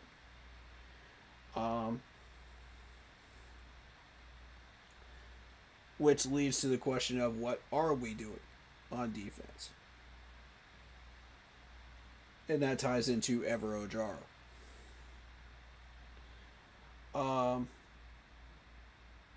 Because I don't even think Evero knows what he's doing sometimes. I think it was interesting. Somehow Denver managed to get into the top 10 with that roster that they had, on defense. Is it repeatable? I don't know. It's a massive question mark. It's definitely not repeatable when you have half the defense injured. I can tell you that. So we'll see. It's kind of a wait and see kind of situation with that. Because we've got the players, we just need some type of results. I'm looking for some type of movement upwards on the power rankings on defense. With these guys healthy and back. With the new additions. If I don't see an upgrade on the defensive rankings, I'm going to start questioning what Evero is really doing with this defense. It's not the linebackers coaching, it's not the secondary coaching, it's Evero. We've all narrowed it down to Evero. And I don't think anybody disagrees at this point. Because they just highlighted Todd Walsh. Todd Walsh is doing his job properly, as a linebacker coach. We got the DB coach that's always been excellent. Every DB coach that we've ever brought in. As a matter of fact, Steve Wilkes was actually a DB coach before he became a defensive coordinator for us. I was watching this dude for quite a while. I knew about him before he became a DC. But point is, these guys are all doing their job. It's Evero. It's 1,000% Evero. And I hate to bring that back up to the surface for him, but he's in a make it or break it year. He's in the hot seat. Everybody knows it. Everybody's looking at him, under a microscope. Everything that this man is doing this year. So it's either get it right or move on.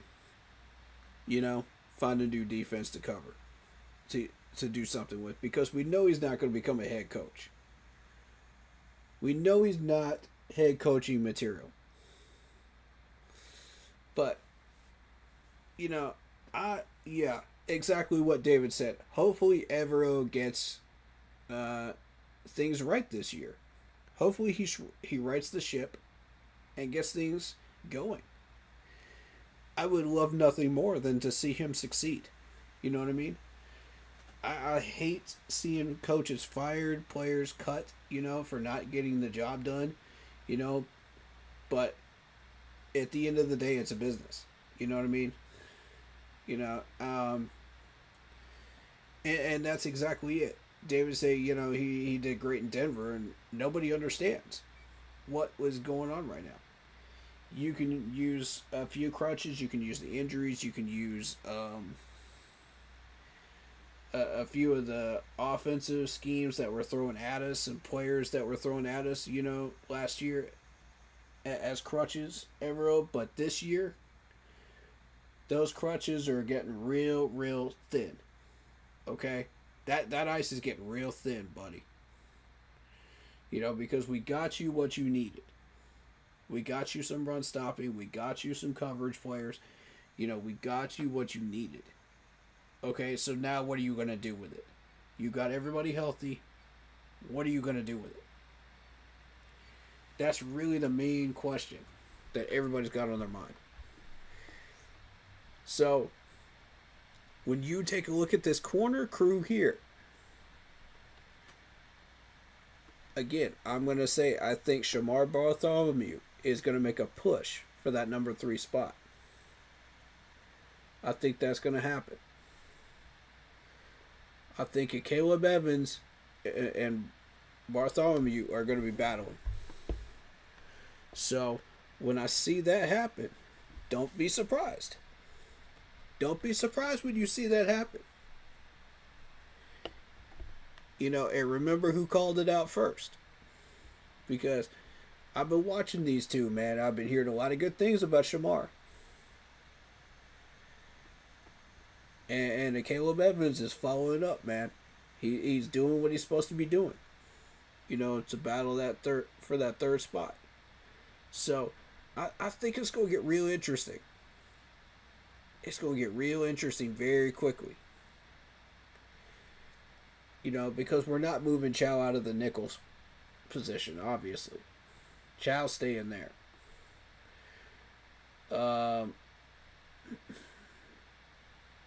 What's the XP thing? I don't know. I have no idea, dude.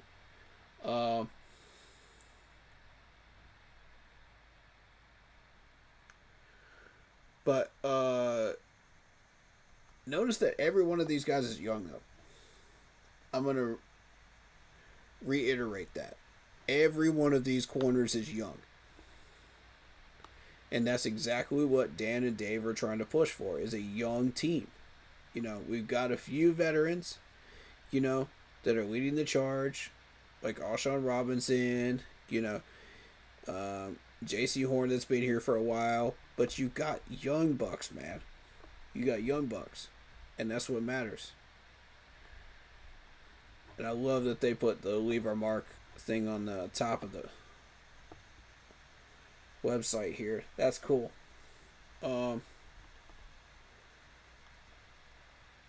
But, you know, the rookies besides Latham in that secondary, I think are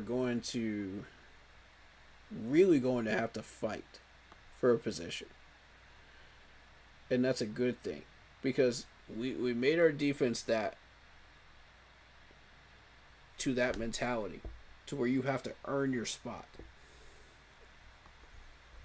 That was a huge highlight of Trayvon Moehrig. So I'm going to get back to Trayvon real quick. Because why would you focus a lot of your time and energy on Trayvon Moehrig in that blueprint? Why put all of that in there? Because they're trying to send a message. Trayvon is more than just a big name on our roster. He's more than just, oh yeah, we're signing a dog. You know what I mean? We're signing somebody that is intelligent, smart, aggressive, physical, all of the things that Dan described. You know? Dan and David both described about him. And I think that's important to note. You know? So, the things that they spent a lot of time on, that's what I want to focus on. Because they're trying to send messages to not only us, but to the media too, to say, hey, pay attention to these guys. You know, they're important too. You know? It's not just a big name face on the roster, you know, because anybody can sign a big name face. What we're trying to do is make sure that everybody knows who these guys are. You know, so that it does not come as a surprise when these guys start blowing up on the field and doing things that they're supposed to be doing and popping off. So, there was a massive focus on Rico for that reason too. Because everybody thought, oh, yeah, it's Rico. Rico's going to be a beast. This, that, and the third. Okay. Did y'all miss the fact that he had 1,000 yards for Dallas? Or were y'all not paying attention to that because Dallas sucks in the playoffs? Point, right? Which one were y'all focused on? Y'all were focused on Dallas sucking during the playoffs, right? There you go. That's exactly why Dan and Dave were just like, okay, we need to put a little bit more of a spotlight on these guys. Just a little bit more of a spotlight. We don't want to go overboard, but we want people to pay attention to them. And know who they are when we start going into the regular season.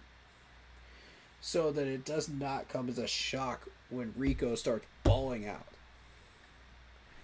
and doing what he was doing in Dallas for the entire regular season.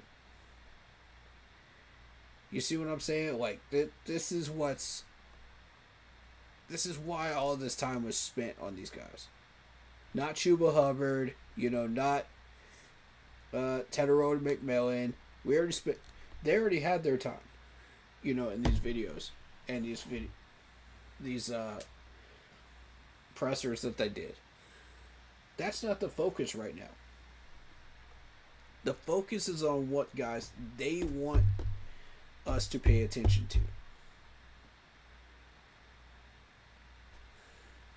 Isn't that interesting? I find it very interesting. You notice whose name was not talked about, like at all, was Mitchell Evans. This dude has not been talked about at all.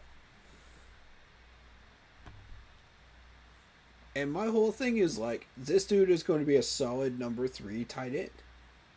You have found your Ian Thomas replacement.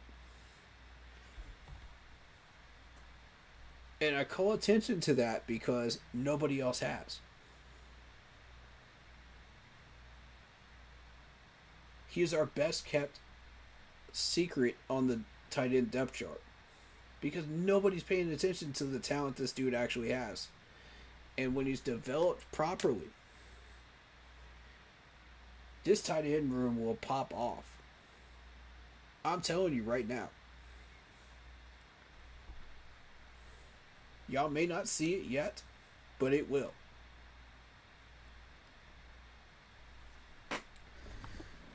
Who else is not getting the attention they deserve? I'm gonna highlight some players right now, man. I'm feeling generous right now. I'm feeling good. Who wants a shout out on this crew here? Who needs one? Let's see. Who's being underlooked? Well, we got Ethan Gabbers. Nobody's really paying attention to him right now.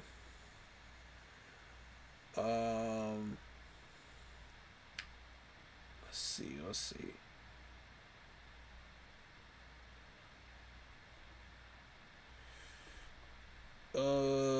Yeah. Boogie at offensive line. Offensive linebacker. Outside linebacker. My bad. My brain was just doing mental gymnastics right there. But yeah. How about Jacoby Windman?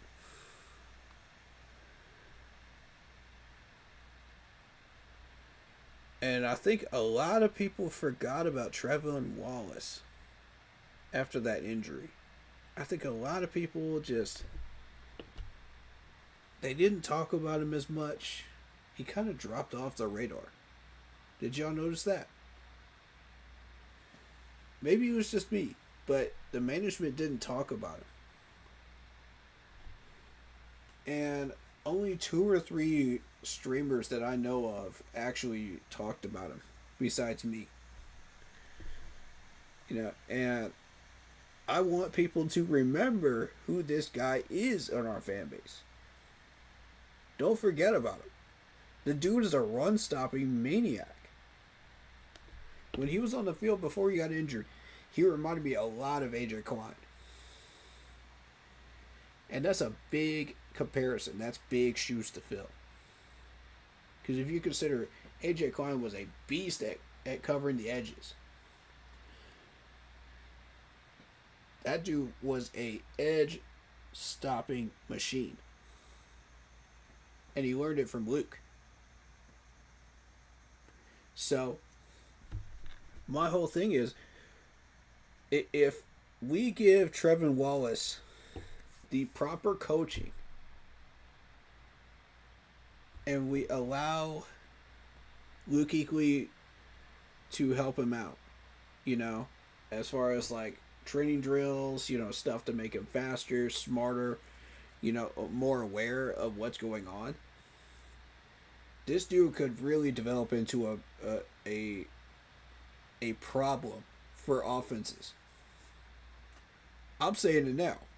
He could become a problem. When you're trying to come up with a game plan, you know, as far as running game, and this dude's on the field, you have to work around him. You have to find ways around him. Like, otherwise he's going to shut you down on the edges. That's the type of player I want Trevin to become. I want him to become that guy.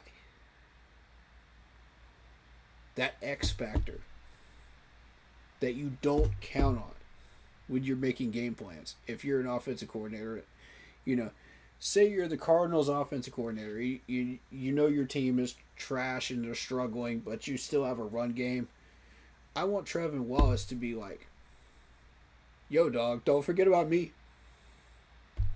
Don't forget about me. Because the second you forget about me, I'm going to wrap these guys up in the backfield. I'm going to finish these tackles. I'm going to get it done. They're not getting yards after the carry on me. That's the type of people I want on this defense from this point forward. I want more of Trevin Wallace. If I could clone Trevin Wallace at other positions that could stop the run right now, I would. Because that's what we're looking for. But you need to infuse the technique. You need to infuse the intelligence. You need to be aware of what is going on. And that's what Trevin Wallace brings to the table. You know, he's a monster, man. And I'm bringing that name to the forefront because it's a big one. And this dude's got a major chip on his shoulder after coming back from that injury too. Don't forget that too. This dude is out to prove something now. You done pissed him off with that injury. That's all you did. I can tell. I know these types of players. I know what they think. I know how they feel about this stuff. Because I watched it over and over and over again. As a Panthers fan. I know how to read this stuff, personality-wise. Because I've seen it over and over and over again at Clemson, too. You know, so he's going to step up and he's going to have a baller year.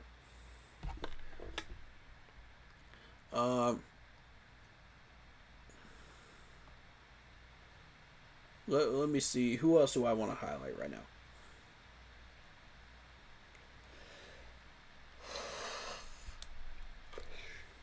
There's some of these guys I don't mind running back a little bit. You know, running it back with until we can find better replacements.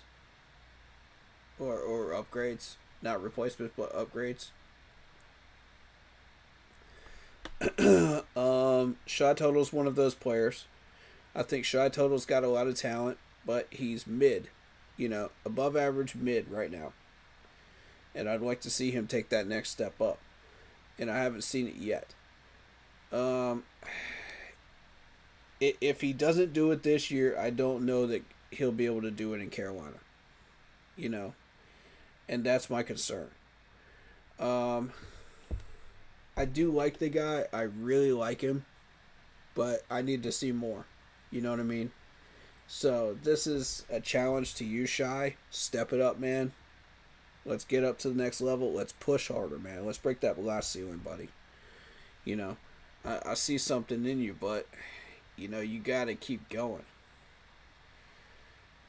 And the thing is, it feels like he's stuck in neutral. You know what I mean? Talent-wise. So, he's not exactly going backwards, but he's not going forwards either. That's the thing. There's a few players on this team I feel like that are that way right now.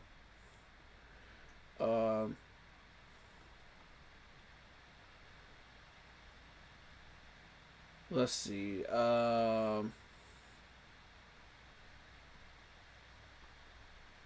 There's some Alabama players. What did I say? If you want to win and you want to win consistently, get Alabama players. Alright, so those guys are going to be on your defense. Get Alabama defensive players. Because they are going to step it up. They are determined, they're focused, and they are hard wired to compete. That's exactly how they were coached, you know? That's the Alabama way.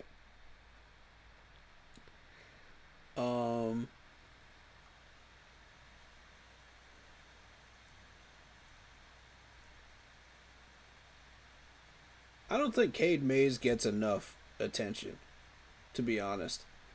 Cade Mays is that second Swiss Army knife in this offensive line. And I don't think he gets enough attention and credit for what he does. And I want to give him the respect he's due. Because I think he's got a lot of talent in him. So, you know, you got your two positions and you do them well. Okay. Can we do that for 2 to 3 years and then we'll explore options, you know, to see, you know, can we expand that to maybe another position too? You know, like we were doing with Brady Christensen. Or does he just not have that in him yet, you know, or at all? You know, and that's fine too if he doesn't. You know, he can stick to center and guard. That's fine. You know, if that's what he ends up doing, I'm cool with that. You know, because we can work around that. But I think in a lot of cases, Cade did an excellent job. And I was very pleased with his work out there and his work ethic. And, you know, I feel like there's something there, man. You know, I'm very pleased with a lot of these players, you know, and what they're doing right now. When you look at this roster, you look at a bunch of guys that have chips on their shoulders. They've been here for quite a bit. Some of them, you know, others are brand new and just looking to make a difference on the team. And then there's some that are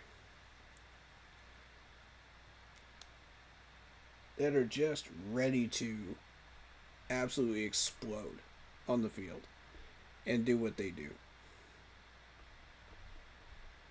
That's what I see here. I see a roster of potential. Massive, massive potential. And I'm very happy with that. I'm very pleased with Dan and Dave and what they've been building. This is exactly what we've been wanting and what we've been needing. Now, you're not going to see a playoff team out of this crew. I'll say it again. This is not a playoff crew. But, can we win the division? Absolutely. Can we win the division 2 years in a row? Absolutely. Can we win it 3 times in a row? Absolutely. Because we have that type of talent. But we got to get that defense settled. That's what we got to figure out. You know, if we can get that settled and get that figured out, I see a lot of potential going into year 3. And year 3 is when we make that playoff push. Year 3 is when we become a playoff team. Yes, folks, a playoff team. Can you imagine? Look at the Lions' blueprint. Look at what they've been doing. This is what I've been trying to tell you. We have that in us. We have that spark in us. But it's going to take time to develop it. It doesn't come right away. It comes with discipline. It comes with consistency. It comes with intelligence. It comes with focus on technique. You know, it comes with all of the things that I've been preaching on. So when you put all of these things together, you become a winning culture. You become a winning team that can do a lot of damage. So I want to cover some of the stuff they said about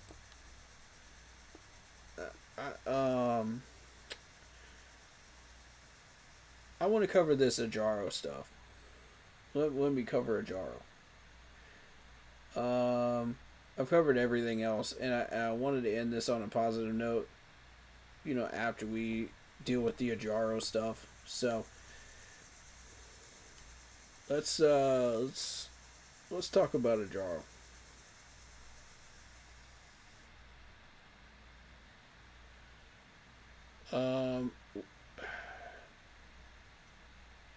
I'm kind of frustrated because I'm wanting them to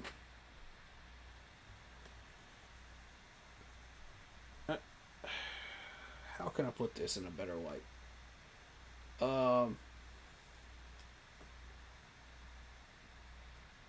I want them to cover those instances where Evero is talking about more than just bare bones stuff. You know what I'm saying? If he does that, you know, I feel like the comments that they put in kind of undermine his intelligence level. I feel like he's got more intelligence than what he's showing, you know, in these pressers and in these blueprints. And the proof is in the pressers, because he has expanded upon some of this stuff in the pressers, you know, and be like, okay, this player is better in the nickel, this player is better in, you know, cover 2, da-da-da-da-da, here's why, you know, stuff like that. You know, I need a little bit more explanation than just, oh, these players are great, they're versatile, they're da-da-da-da-da, you know, and just like, forgive me for saying this, but he's a parrot of Dan and Dave right now. You know, when they talk about defensive players. That's not necessarily a bad thing, but it's not a good thing either. I need you to be your own defensive coordinator, Evero. You see what I'm saying? Like, I need this man to expand upon those comments. Don't just tell me that he's a physical player. Tell me why he's a physical player.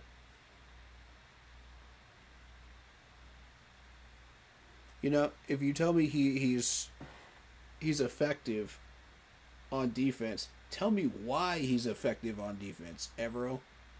You know, I need more. I need more from you than just bare bones comments. You know, and just parroting what Dan and Dave say.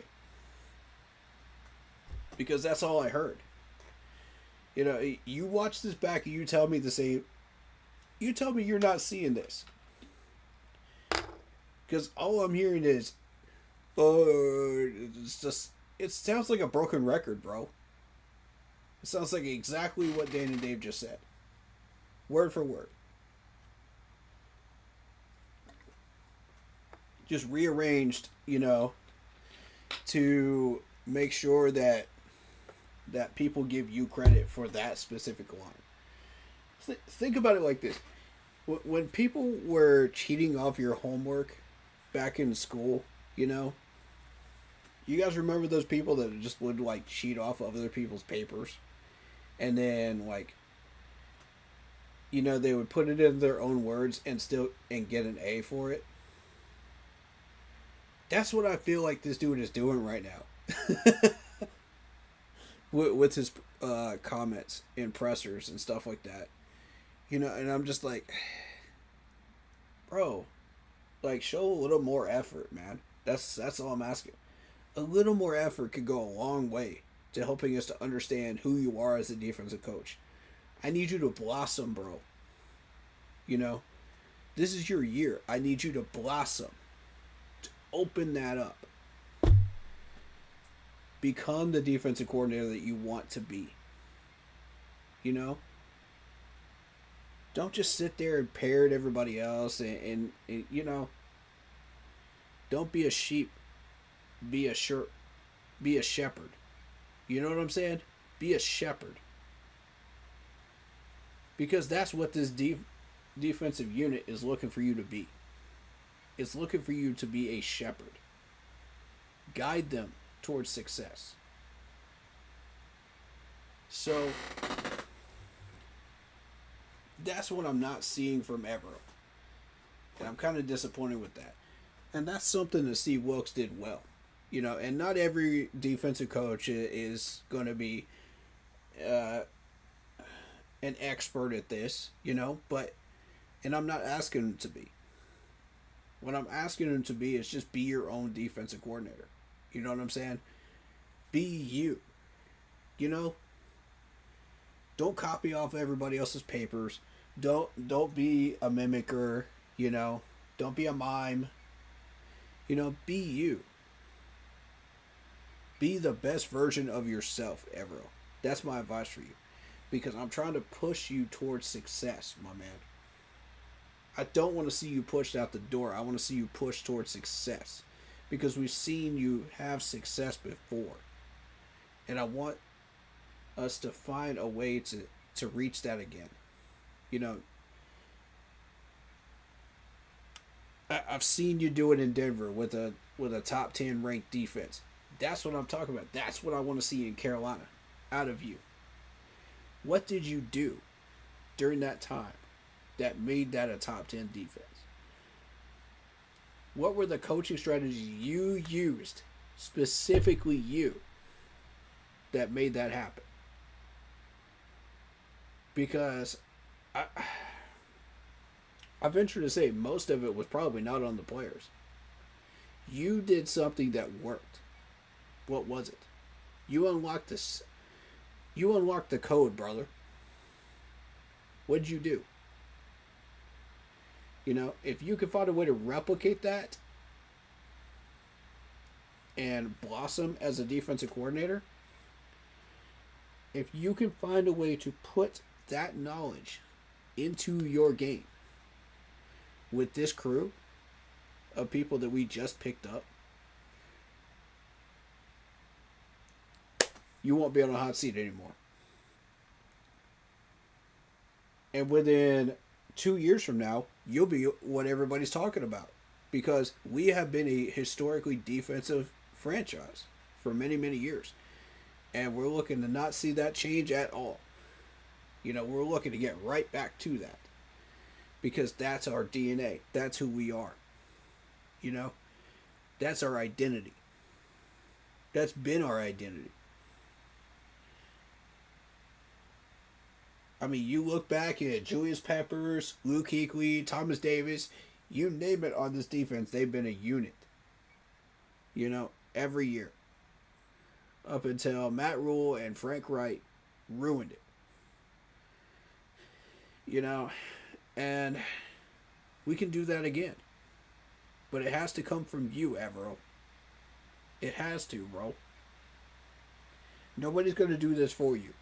You got to find your own identity. You got to create that for yourself. You know, you can't cheat off people's papers forever. You got to create your own personality. Be you. You know? And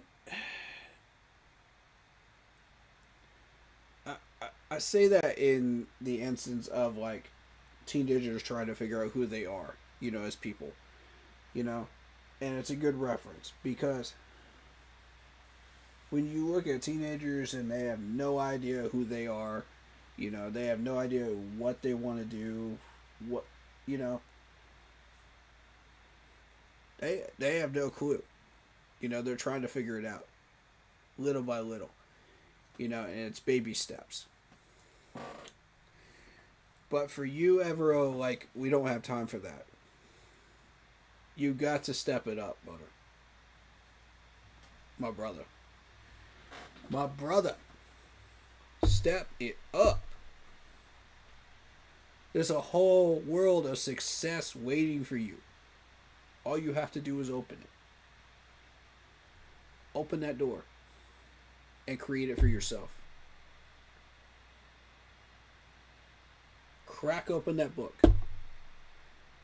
and learn as much as you can from that time in Denver. And I guarantee you, whatever you come up with will be successful. But it's got to come from you. It can't come from Dan. It can't come from Dave. It can't come from the coaching staff that we have right now. It's got to come from you. It can't come from the players having success on their own and doing their own thing, you know, because during the time of Matt Rule and Frank Wright, a lot of these players just improvised. They're like, okay, screw it. Our defensive coordinator sucks.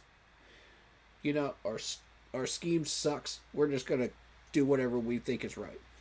You know, and you can't have a bunch of rogue players taking control over your leadership role. You know what I'm saying? You have to be the shepherd. You can't have the sheep leading the shepherd. You see what I'm saying? That's not how it works.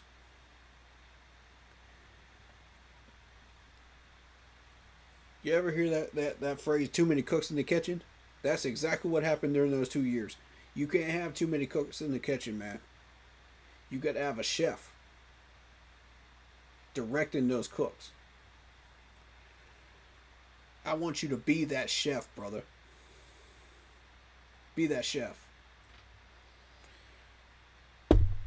That's how you're going to keep this job. That is why these players are going to respect you. That is why you're going to find success. Be that chef in the kitchen. You see what I'm saying? I'm here for you. I care about you as a person, bro. You know, I think you're a good man. I think you got a wonderful family. I think you got awesome people around you that are supporting you.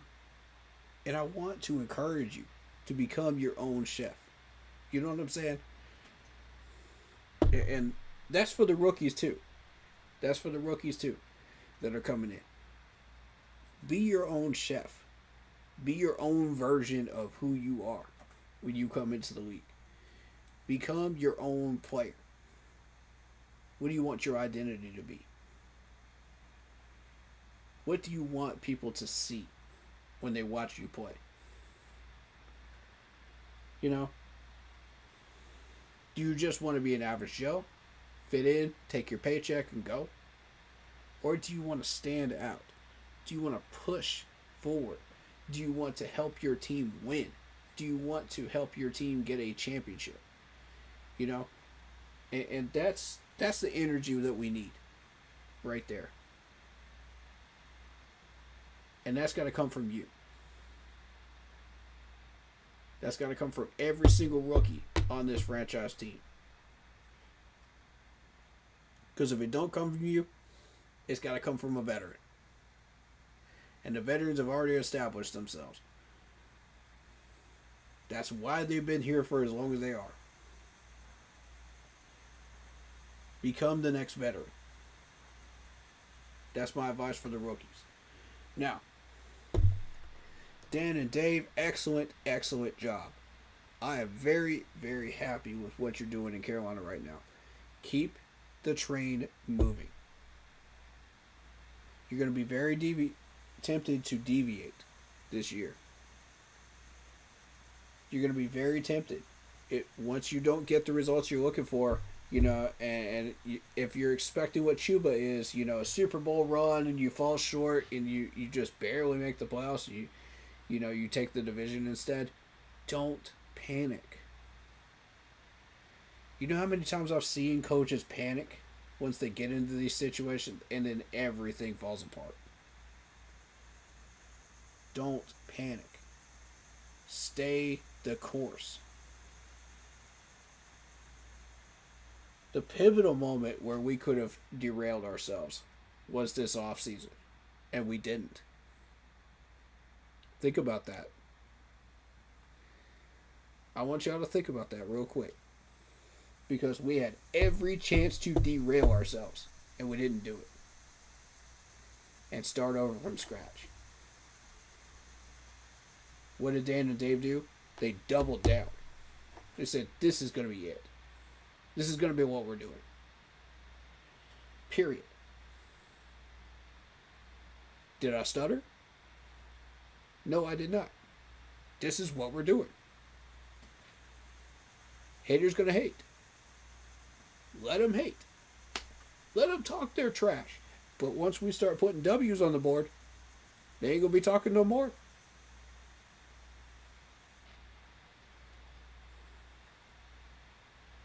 That's the mentality I like. That's what we've been desperately needing in Charlotte. God, it's like water in the Sahara Desert. It's like a bottle of water after getting out of the Sahara Desert, brother. Y'all don't even know. Y'all, if you've been on this train ride since the 1995 season, when we first started, you know exactly what I mean. If you've been here since 2004, when I got on the train, you know exactly what I mean. Because we have been through fire and brimstone. And we just never had that type of a coach. Never. Until now.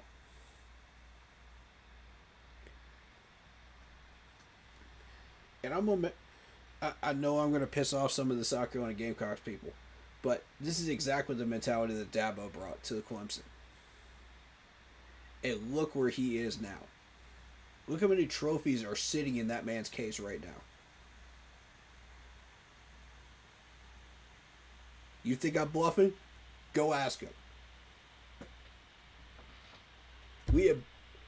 Clemson has now beaten pretty much almost every national power there is in college football in the last 20 years. Consistently winning. Building things correctly. Focused on technique, footwork, hands, all the little things.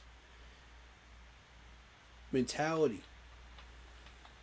Aggressiveness. Hunger, drive. All of those things that they brought to the table. We can do that too in Charlotte. We can do all of that in Charlotte. We could be a consistently winning franchise. All we have to do is not screw it up.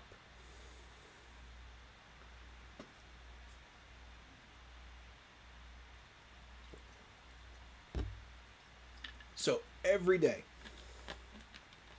look at the consistency of how they run their practices. Look at the consistency of how competitive everybody is in Charlotte now. This is a new mentality. This is a new day in Charlotte. Rejoice, Panthers fans. We're here. We're here. Like, I don't even know how else to describe it, but we're here. Enjoy the ride, man. Enjoy the roller coaster ride of anticipation up the roller coaster ramp, man. Enjoy it.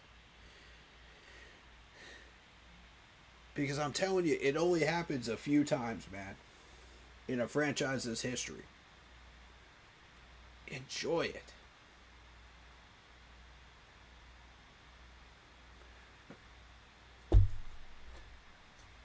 Atlanta, Tampa, New Orleans, y'all don't know what's coming at you, man. I'm trying to tell you, you don't. When this team is finished building, it's going to be monstrous. It's going to be a Leviathan.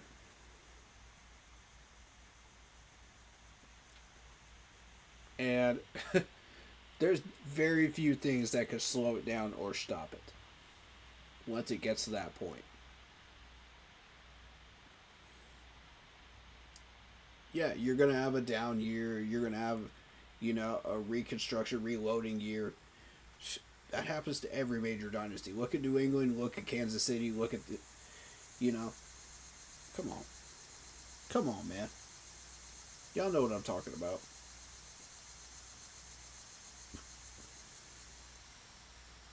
But what do? They get right back on that horse and they start absolutely destroying again. I want y'all, case in point here. I want y'all to pay attention to KC's offense this year. Because this past year, let me show y'all something.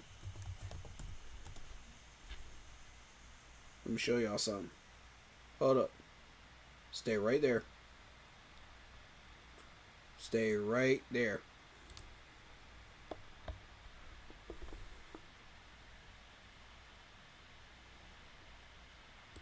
I need the schedule from last year. I need last year's results. Alright, here we go. Now, if y'all have been paying attention to Kansas City last year, you will note that, yes, they only had 2 losses to Buffalo and Denver. But that's not what I want you to pay attention to. What I want you to pay attention to is these scores. Look how much they won by. All of these were within 7 points for the first 4 games. Okay, New Orleans, yeah. They were better than New Orleans by a long shot to reach 5-0. San Francisco, that's when they turned the corner. To me, that's when they turned the corner, was New Orleans and San Francisco, and they said, we are stronger than this. We're having kind of a rebound year. We're not dominating everybody like 2023. So they get to Vegas and they say, 7-point win, that works. Overtime win, that works. That overtime win should have scared the crap out of them. Because Tampa was definitely a playoff team at that point. That should have scared the living crap out of them and woke them up. But it didn't. Look at this. 2-point win. And then they take a loss to Buffalo. And then they casually beat us 30-27. They casually beat the Raiders 19-17. Casually beat the Chargers 19-17. You see what I'm saying here? That right there tells me that they did not have enough in their strategy and in their playbook. Well, they had all that, but they didn't have enough depth. Depth was what was missing out of that wide receiver core. You got Robert Hunt. You got Travis Kelce. But guess what? Kelsey was actually not as effective that year. Why? Because you didn't have depth at the wide receiver position. As much as previous years. I noticed it as we were going along, and I noticed a pattern. So if you watch,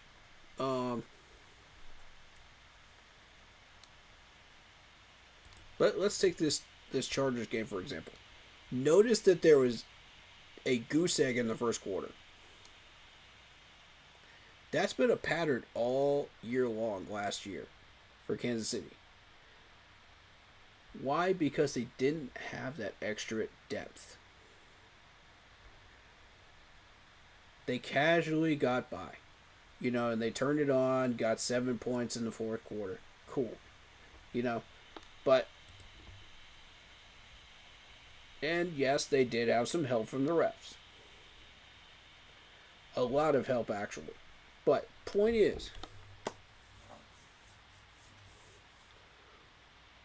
what is that offense going to look like in 2025? I'll show you what it's going to look like. Rewind the clock to 2023. Look at some of these scores. Let me show you something. 41-10 over the Bears. 31-17 over the Chargers. You notice the difference here? 31-17 over the Raiders again. 25-17 over Cincinnati, who at the time was a playoff team. Do you see the difference here? This is what I'm trying to tell y'all. And then you rewind it back to 2022. Look at this. 44-21 over Arizona. 41-31 over Tampa Bay. 44-23 over San Fran in their building. This is what I'm talking about. This is what this offense is going to get back to. Fundamentally. It's going to get right back to where it was. Because it's a down year. We're going to experience that at some point once we get up to that point. Now, how are we going to handle it? That's the million-dollar question. How are we going to handle it? And if we handle it just like we handled this offseason, picking up the right people, developing our rookies correctly, focus on detail, everything that we've been doing right there that you just saw in that blueprint, that's how we're going to get through it. And we're going to go right back to where we were.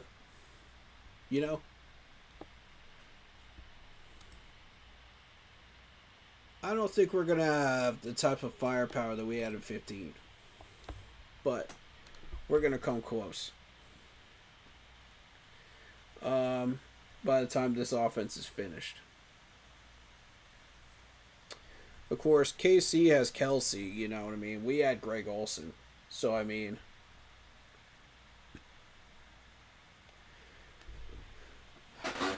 And it's tough to say that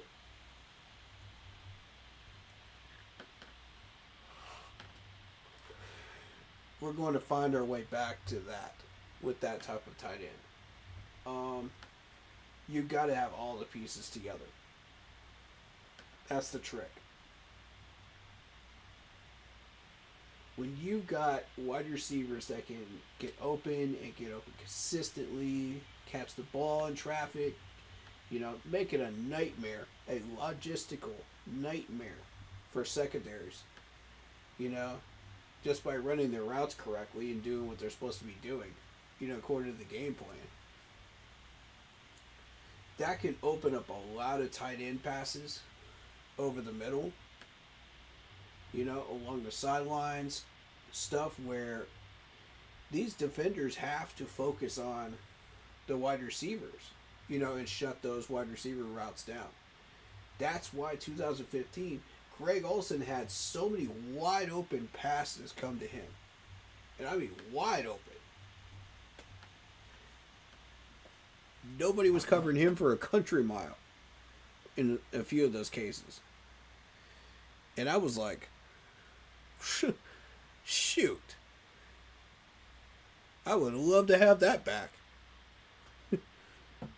But I mean, like, even if you got an above average Tommy Tremble, you could still get those types of results. You may not get the yards after the catch, that Greg Olsen was getting, or the type of athleticism that he was getting, but Tommy Tremble is his own tight end. You know what I mean? So, when you look at those types of drives, they just move down the field. Do I believe that Bryce Young could do that? Yes. Do I believe that Jatavian Sanders could do that? Yes. He's a big 6'4", 252-pound tight end. You know what I mean? Like, can he do that type of stuff? Yeah. It's going to be tricky, man. But we can move down the field. We just need a good offensive strategy. Now, this is really what's going to test this new offensive coordinator that we got. How much of a percentage of these plays is he calling? That's another question I've got. That's a concern I'm raising. Because if Dave Canales is calling most of these plays, then why is he here? You know what I mean? Oh, he's my buddy from Tampa Bay. Nobody cares. Can you get the job done?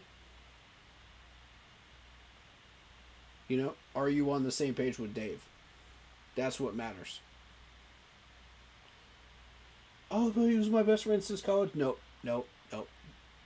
I don't care about that. Can you do the job that you are being paid to do as a coordinator? Period. That's what it comes down to. I'm done with the buddy stuff in Carolina. I'm done with it. I don't know about how y'all feel about that, but I'm done with it. If we really want to leave our mark, that's what it's going to take. Leave behind the buddy system. Leave behind all the garbage. From the Frank Wright era, the Matt Rule era, the last year of Ron Rivera era. Leave all that behind and move forward.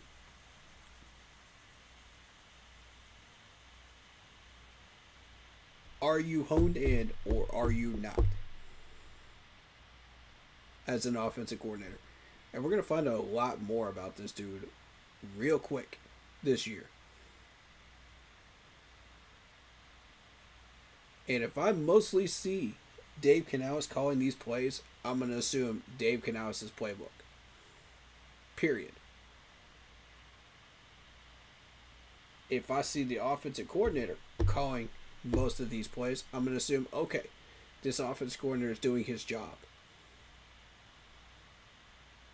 Because now both of you have all of the players that you could ever ask for. All the weapons that you could ever ask for.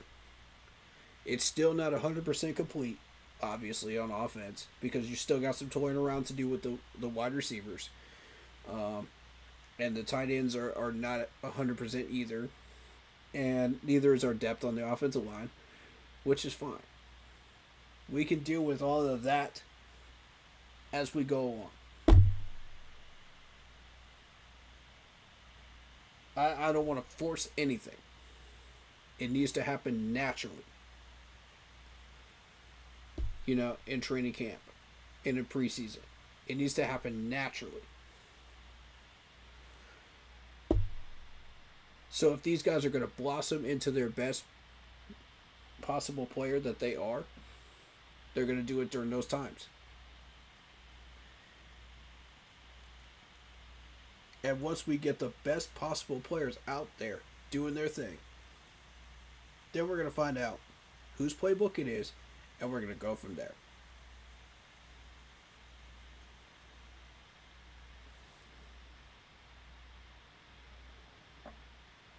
So, from the player's perspective, I don't want to see you guys lollygagging out there. I want to see you guys take care of business. And they have been. So, respect to you for going out there and doing what you do. And creating your own identity and doing what you do.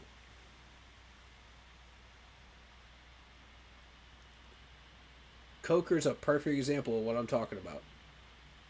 As soon as this man was picked up, he did nothing but have a chip on his shoulder and say, I'm going to create my own identity. I'm going to do all the things that you're asking me to do. And I'm going to create my identity on the field. I am going to leave a mark on the field. I'm going to make sure these defensive coordinators know who I am.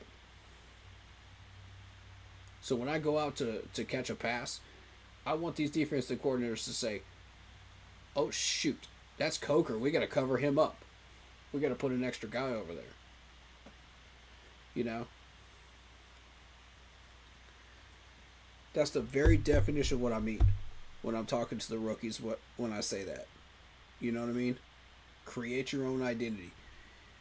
Do those things. I think have Coker talk to the rookies. Because I want that to be a thing. You know? A second-year man that has figured it out. You know? Whoever that may be on the team. You know? Talk to the rookies and tell them, okay, this is how I did it. Now you're going to walk your own path and you're going to do it too. In your own way. How you do that is up to you. I'm just here to inspire you. You know what I'm saying? Like, people like Damani Richardson, you know, go talk to these rookies. Tell them, blaze your own path, bro. You know, you got this. Encourage them, push them. Show them that they're loved here in Charlotte, man, and that they can do something impactful for the Panthers. You know,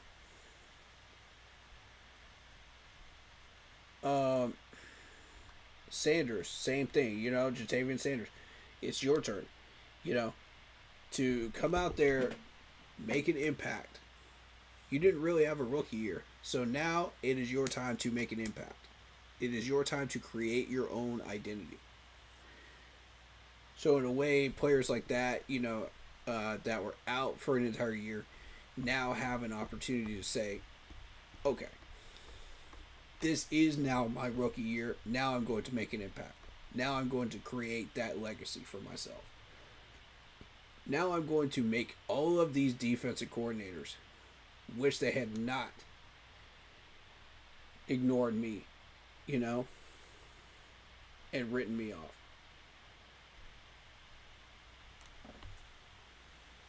And I'm going to make all these other teams regret that they did not draft me. And that's why I like that mentality. You know, when I saw that there were a couple of players that had that mentality in the last couple of years. And I like that. You know, they stayed out of trouble. They kept their head down. They worked. You know, and that's the mentality I like out of a rookie. Because that shows me you're going to be here for the long term. You're going to be here and you're ready to work. You're not just here for the bag. You're here to work. You're here to earn your stay. You know? You're here to earn your place on this team. And make an impact. And help that team win. That's a great mentality right there. And a lot of these teams wish that they had that type of mentality from their rookies. You know, so when you get somebody like that, you got to make it count. Make it count, man. You only get one rookie year. Make it count.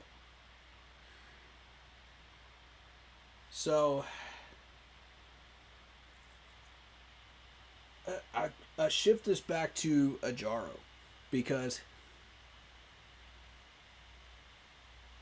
when we start talking about defenses, defensive rookies that are coming in, Lathan, you're only going to have one rookie year, man. And I don't want Evero ruining that for you. You know, because he doesn't know what he's doing. You know? Same with all these defensive pieces that we just picked up, man. You know, in the draft. I do not want Evero ruining that for them. You only get one rookie year, man. And then that's it.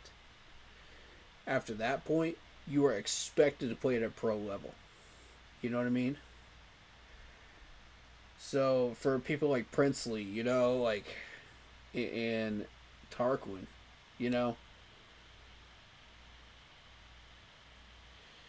you only got one rookie year. Trevor Etienne, you only get one rookie year. Make the most of it. Coaching staff, make the most of it with these guys.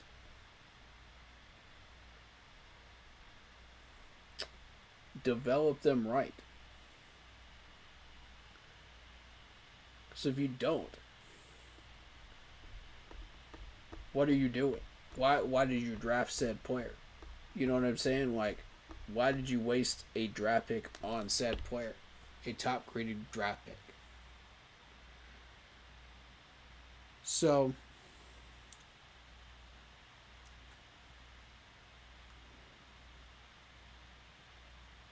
bottom line is,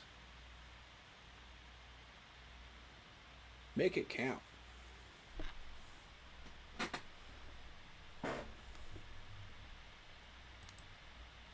So for the people that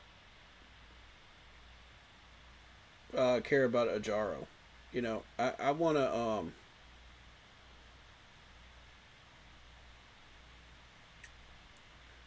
let me see if I can find those spots where he was talking.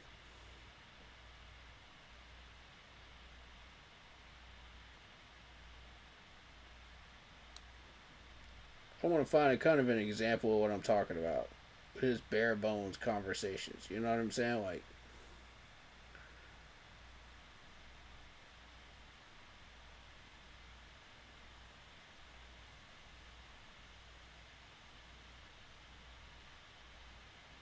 okay, that's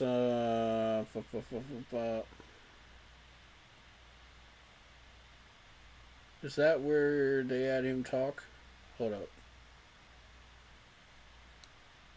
There were a couple instances where he was talking in here. Hold up. There it is. There it go, right there. Alright.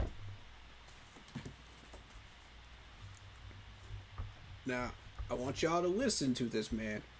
Listen to what he says.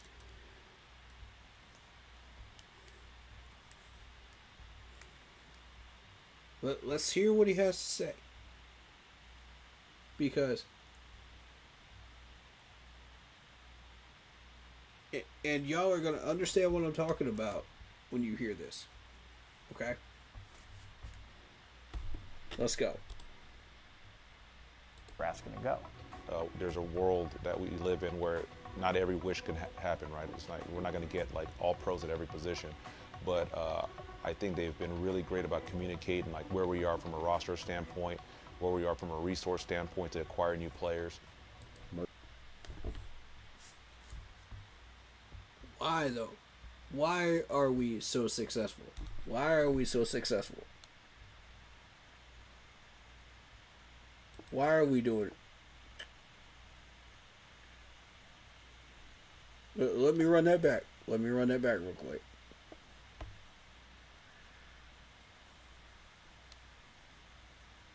I mean, yeah, we're not going to get like all pros at every position. Yeah, that it's not Madden.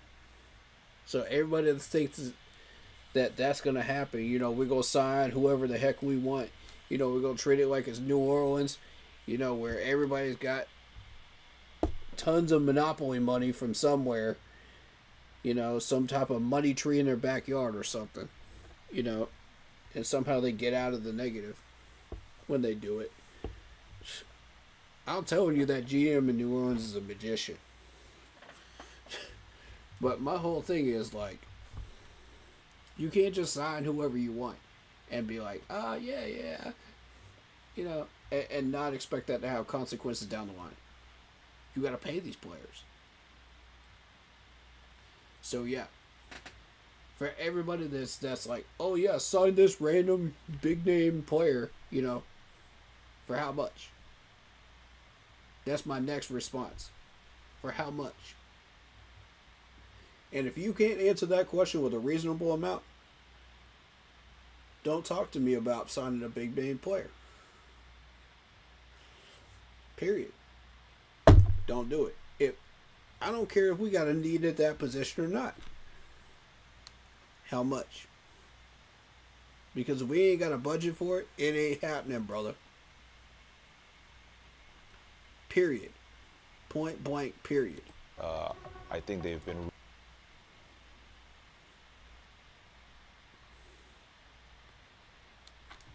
All right, so let's run back to the second part of what he says. Really great about communicating, like where we are from a roster standpoint. We've been really good at communicating where we are from a roster standpoint. All right, what do you mean by that? What do you mean by that? Expand on that, brother. That's why we got you on camera. Expand on that, brother. Where we are from a resource standpoint to acquire new players. Murphy. Expand on that. Who do you like? Who do you think we did a good job acquiring? What is the point of what you're saying right there? I want you to get to the nitty gritty. And I want you to not just give us bare bones, you know, with these statements like that. I want you to expand on it. You know, Everett, I like you, bro. But you got to give me more than that. If you want me to understand what you're trying to do. You know what I'm saying? Like, or trying to say. All right, let's see if they're talking about Bobby Brown in the third here. Let me see if they put Jaro on here. He's still young, first and I think foremost, they are. and be a starter for us at the nose tackle position. But he's also versatile. He's a guy that can play the 4-eye. Nah, they're not. See, that's an example of what I'm talking about. Dave expands on what he's saying. This is why he likes Bobby Brown III. You see what I'm saying? There's a massive difference between, you know, Evero that's just copying everybody else's homework, you know, and that right there. 5-tech, nose tackle. And AC, talk about Bobby. Being with Bobby the last 2 years, I would say To be able to stop the run first and foremost. Now we start the game. Hey. All right, so next time they put a Jaro on here, let's see. I'm focused on him specifically at the moment, you know, because again, this dude is in the prove it year.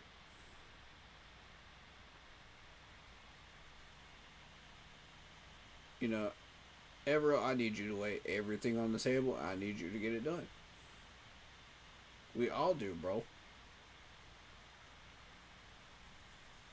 So, here we go. Field. He could play near the line of scrimmage and in the running game and as a blitzer. Very, very, very versatile. He had a lot of things that we love. Okay. Let's run that back. It's talking about,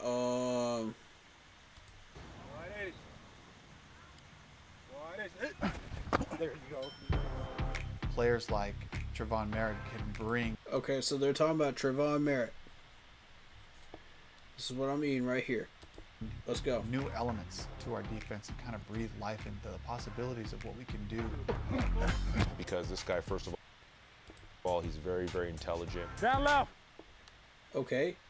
Now you're telling me why you like Barrett. Thank you. This is what I'm looking for. This is an example of what I'm looking for from you, Evero. Down left. He's a leader in the back end. Hey, lock it. He's a leader in the back end. Okay. That's your bullet point, too. Good.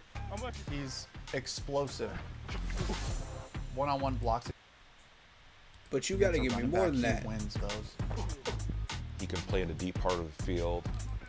Okay. He can play at the deep part of the field. That's bullet point 3. Evero talking about him. Good. He could play near the line of scrimmage and in the running game and as a blitzer. Okay. Expand on that. Expand on that. Tell me a little bit more about what he's doing that makes him successful at those things. Expand on that a little bit, bro. That's what we want to hear. You know? That's what Dave is talking about when he says, you know, I'm going to describe this player to you. He does da-da-da-da-da-da-da-da. You know, this is why he's so successful. Da-da-da-da-da-da-da. You know what I'm saying? Like, that's what I want from you, Evero. Speak more cleanly and more plainly. You know, give me more. Don't give me bare bones. Don't give me the cheat sheet, man. Give me more. Very, very, very versatile. He had a lot of things that we liked, and he's very, very, very versatile. Very, very, very. I think we got the point, bro. Is he versatile? He's very, very, very versatile. Okay. Why is he versatile? How is he versatile? No. Not why, but how is he versatile? Tell me what he does where he's versatile. Give me an example. That's what I want. Give me a little more to work on. Give me a little more to chew on. You know what I'm saying? That's what I want from you. That's your next level of progression as far as like being a person that is able to talk to the media or talk to people like us, the fans, you know, a lot of us are very ignorant on what's going on, you know, and it's not necessarily our fault, you know, it's the lack of knowledge of these coaches that don't teach us anything, you know, we have to kind of learn on our own. But in a lot of other cases, you know, we are ignorant because we don't look this stuff up, you know what I mean, and try to figure it out, you know. And some people just don't know, and they're new to this, you know what I mean. So, you know, what does that do? That helps out with all three of those categories to where people are more knowledgeable about this stuff at the end of the day when you expand on this stuff. Okay, so that's what I want you to do, Evero. That's your next goal.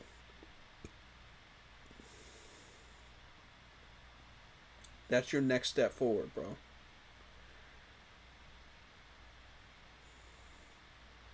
But yeah, man. If I was a coach on the field, man, Todd Washington, God, this dude just embodies everything that I would be as a coach.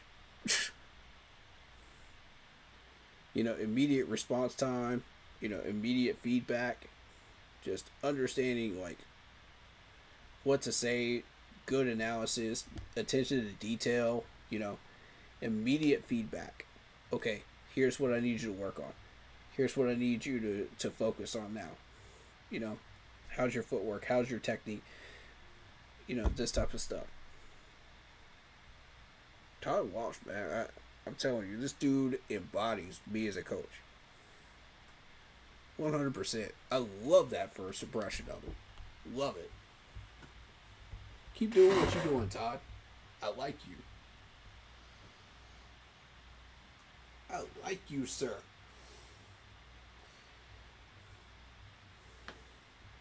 Can we clone that and just make that like every coordinator and teach and coach on this roster besides Dan and Dave? Like, sheesh, man. Can we clone that? You know, at their own specific jobs, whatever they do. That type of personality, man. That type of coaching style, man. That excellent, excellent. Oh, I'm so excited to see this man at work during training camp. I'm so hyped. I want to see this man actively like coaching these guys up. Like, if we had these training camps in person, man, I would be there in a heartbeat watching this and just loving every second, eating it all up. Because it's like I'm on the field, you know, in a coaching get up in a whistle. You know, I feel like it would be me out there. It's so cool. Man. So, I love the positive media of just them showing him fishing here, you know. Together, and then we'll. I could do pretty much anytime. Morig, Jones. You know, Trevor Morig, you know, just showing him just out there fishing. Just finding ways to calm his mind and his heart. You know what I'm saying? Like, during the times when they're not on the field. And that's important too. You know, it's mental health. And it teaches a lot of discipline too, fishing.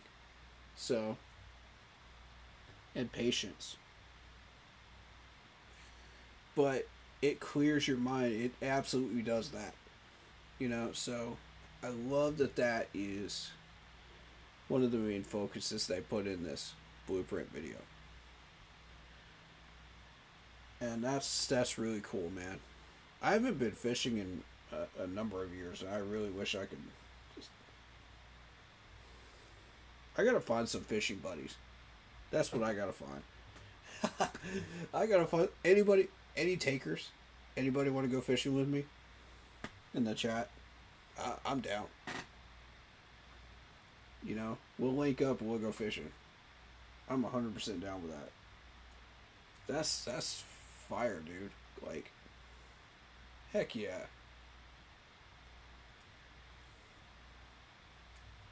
That's a focus on mental health, which is extremely important right now. And again, as always, my question is like, what are we going to do to prevent the preventable injuries? How do we focus on that? How do we improve upon that? How do we get that injury list down, you know, cut in half?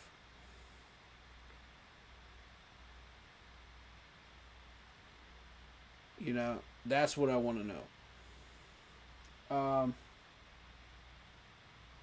Because that's what's going to lead to a lot of success. The availability is the best availability. You know what I mean? I'm pretty sure I got that sentence wrong, but, you know, you get the point. The more available these guys are, the more we're able to do what we do as a whole. And we can make that push for the division title. So, that being said, I think I've pretty much covered everything in here that I want to cover. It's typical Dave Canales statements, you know, about consistency, you know, and everything else that are very important statements, of course, you know, but, you know, you can pick them out. You can notice those. And you can highlight them if you wish, you know.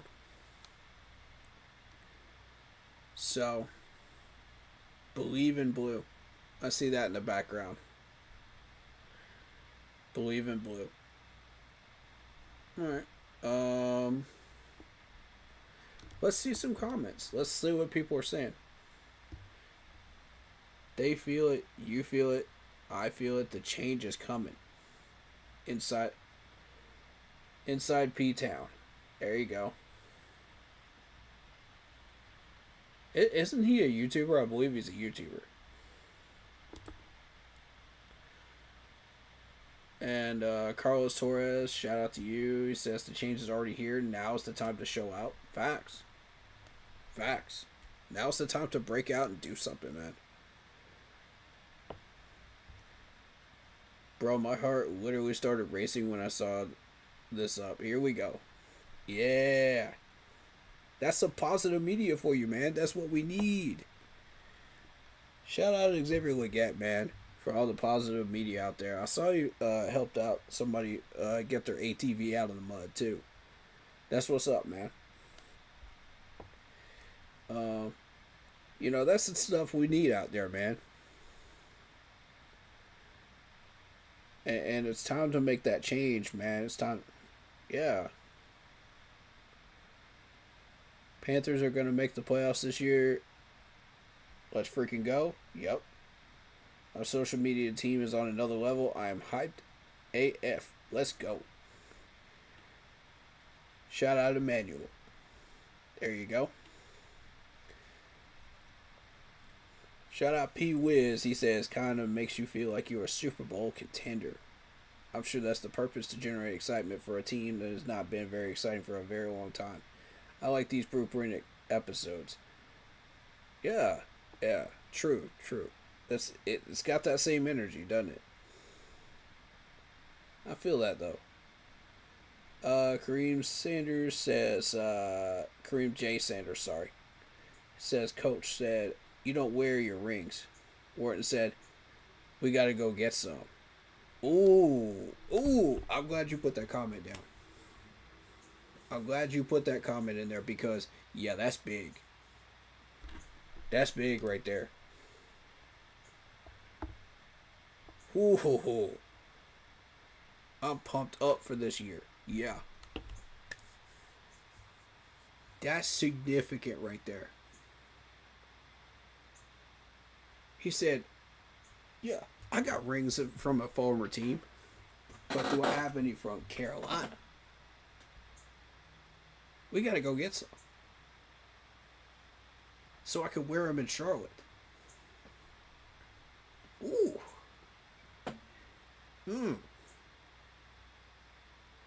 Mr. Wharton.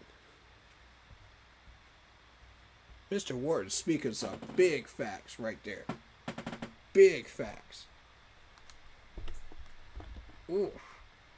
That, yeah. Indeed. Keep pounding. Yes, sir. Dan Morgan's smile means he knows what he's doing. Facts.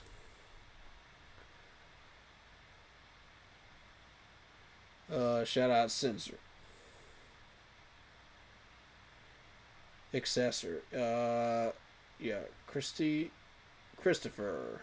He says we go around 500 to possible playoffs this year. Playoffs a lock next year if everybody healthy. This team is coming. Yep. This man sees the vision. I'm trying to tell you. The vision is coming, man. It's coming to fruition.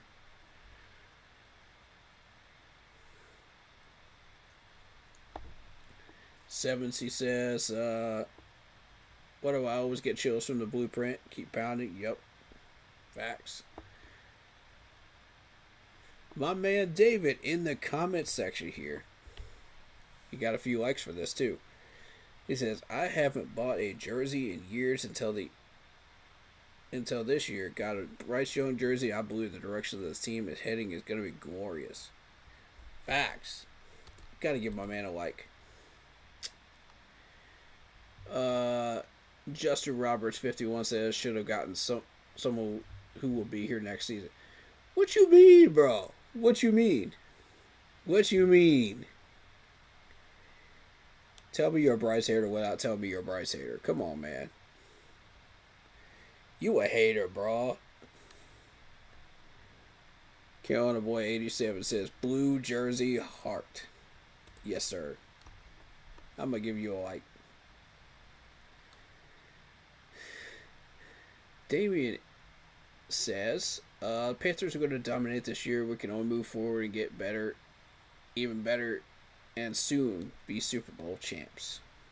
That's a fact, bro. That's a fact. It may not happen this year. It may not happen the following year. But we will be in the Super Bowl again. And if we keep pushing the way we are, we're going to be champs. We will be champs. There will be a parade in Charlotte one day. The question is how soon.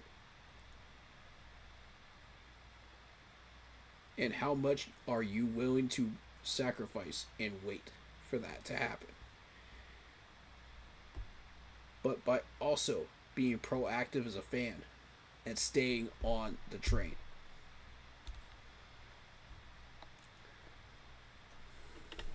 Yeah. Forrest Watkins says, man, it feels good to be a Panther. Yes, sir. Yes, sir. Sure does. Panther Nation doesn't get enough credit for the YouTube content with this award-winning series. Gives you one of the most important behind-the-scenes sports documentaries, all of sports, with a team that is about defining a culture of dogs who are warriors and human beings born to win, reshaping past successes into their future victories, representing the organization, city, region, and both North and South Carolinas. Excellent, excellent comment. Shout out I Am Imprint Jones for that comment right there. Yes. Harrison Phillips says, I am hype about the new guys. Yeah, me too. Deshaun Logan says, I'm fired up. Let's go. Yep.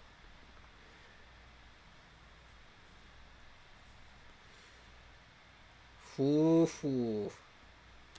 Morgan, Tillis, Canales, and staff are putting together a FAFO roster.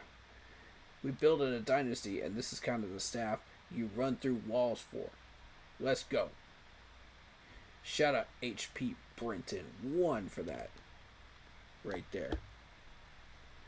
In the YouTube comment. I like this, man. I like these comments. These are great. This is the type of energy we need, man. I watched this 3 times in a row. Yes, sir. Yes, sir. So hyped that Rico is back home. Going to be a fun season. Yeah. Facts. D-line is so nasty. Ooh. We'll see. We'll see. We'll see. Shout out Anthony Gibson on that one.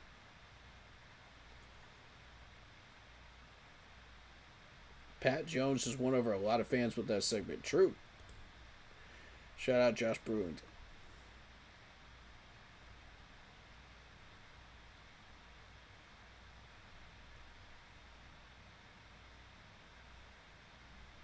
There's a fish biologist. Pat Jones is my boy. Shout out Dog Stovey. Yeah, that's cool, man. That's dope, bro. That's pretty dope, man. Who else is in the marine biology and fish biologist stuff? Who else is into that? That's cool, man. Shout out to those people who are into that stuff, man, because that's some really cool stuff. There's been a lot of cool stuff that came out of that science-wise.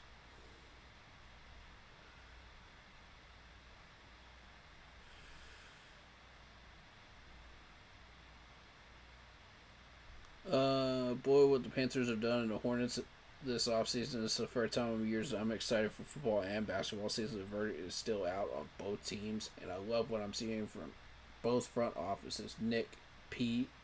85. Shout out to you for that comment right there. And I agree. I haven't really been following NBA, but I really like what they did with that stuff too. The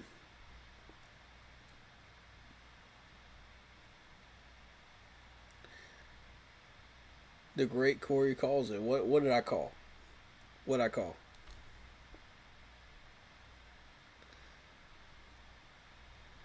What I call, Brody?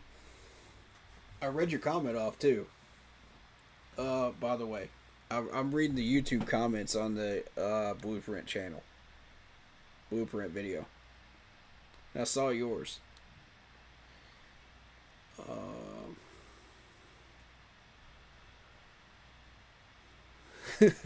The stuff that makes you want to run through a brick wall, keep pounding, keep working. Yes, sir. Awesome. Drummer 25. Shout out to you. Love it.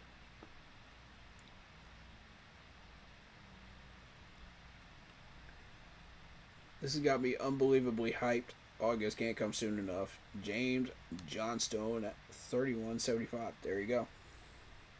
Shout out to you. We getting a ring in the next 4 years, Steven. Shout out to you. Man, yes. I love how active the media team is in commenting on this. That's awesome. Even as far down as that, you know?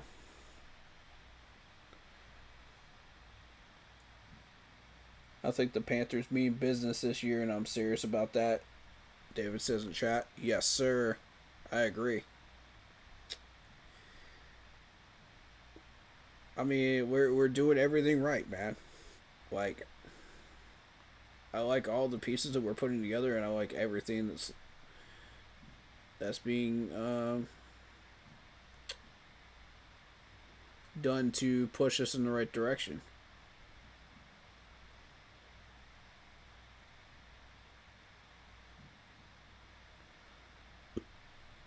Playoff run loading.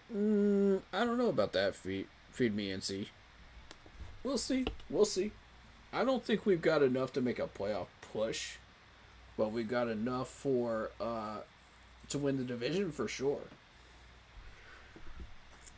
Because if you think about it, the NFC South has been garbage. It has been straight garbage. And all of the weaponry that they've had for the past 10 years is gone now. The major weaponry. You know, Tom Brady's gone, Matt Ryan's gone. All the major pieces, you know, from the superstar era are gone. So now you're realistically dealing with Baker Mayfield. You're dealing with a few really good pieces, you know, around certain teams in the NFC South. But can you really say that there's one team that really pushes those boundaries in the NFC South? You know, to where they're a legitimate playoff threat anymore since Tom Brady retired? See, that's my point. All of these people are gone. So, realistically, this is our opportunity. Before all these rookies and new talent develop properly within Atlanta, New Orleans, and Tampa, you know, to make a push and get these division titles. Now is the time. You know? And the timing could not be more perfect. Because we have started this train, you know, at the perfect time. Right when all these players retired, right when everybody's gone, right when Tom Brady was taking his last year of just 20-point games. You know what I'm saying? Like, the timing could not be more perfect. Penix isn't fully developed yet. You know, Baker is still Baker. You're still going to have to deal with Baker. But, I mean, beyond that, who are you really scared of? Besides Mike Evans in the NFC South. Like, who are you legitimately worried about? Not many, right? I could name players on one hand that I'm actually concerned about in the NFC South. And that's, well, two hands. Two hands. I'll say 6 or 7 of them. But my point is, man, now's our opportunity to strike. Now's our opportunity to push and get that division back. It's time to reclaim what's rightfully ours. Charlotte, it is time. It's been way too long. Way too long. The last time we claimed it, we didn't even deserve it. That was the laziest division title win that we've gotten. But we got it. In 18. But my point is, it's time to make the move. This is a bold statement. I think if our offensive weapons gel, we could probably easily average 30 points a game. Maybe that sounds like a stretch, but I think it's realistic. I think it's doable. We've got to have everybody stay healthy. That's first and foremost. And we've got to stick to the game plan. You know what I mean? If we can manage to do that, I feel like there's a huge chance of success. Of getting to 30 points a game. Yeah, I could definitely see that. Because we were hitting them right around 30 points a game in the last 5 games last year, right? Realistically? Let me check that. Let me make sure. Because I feel like we were.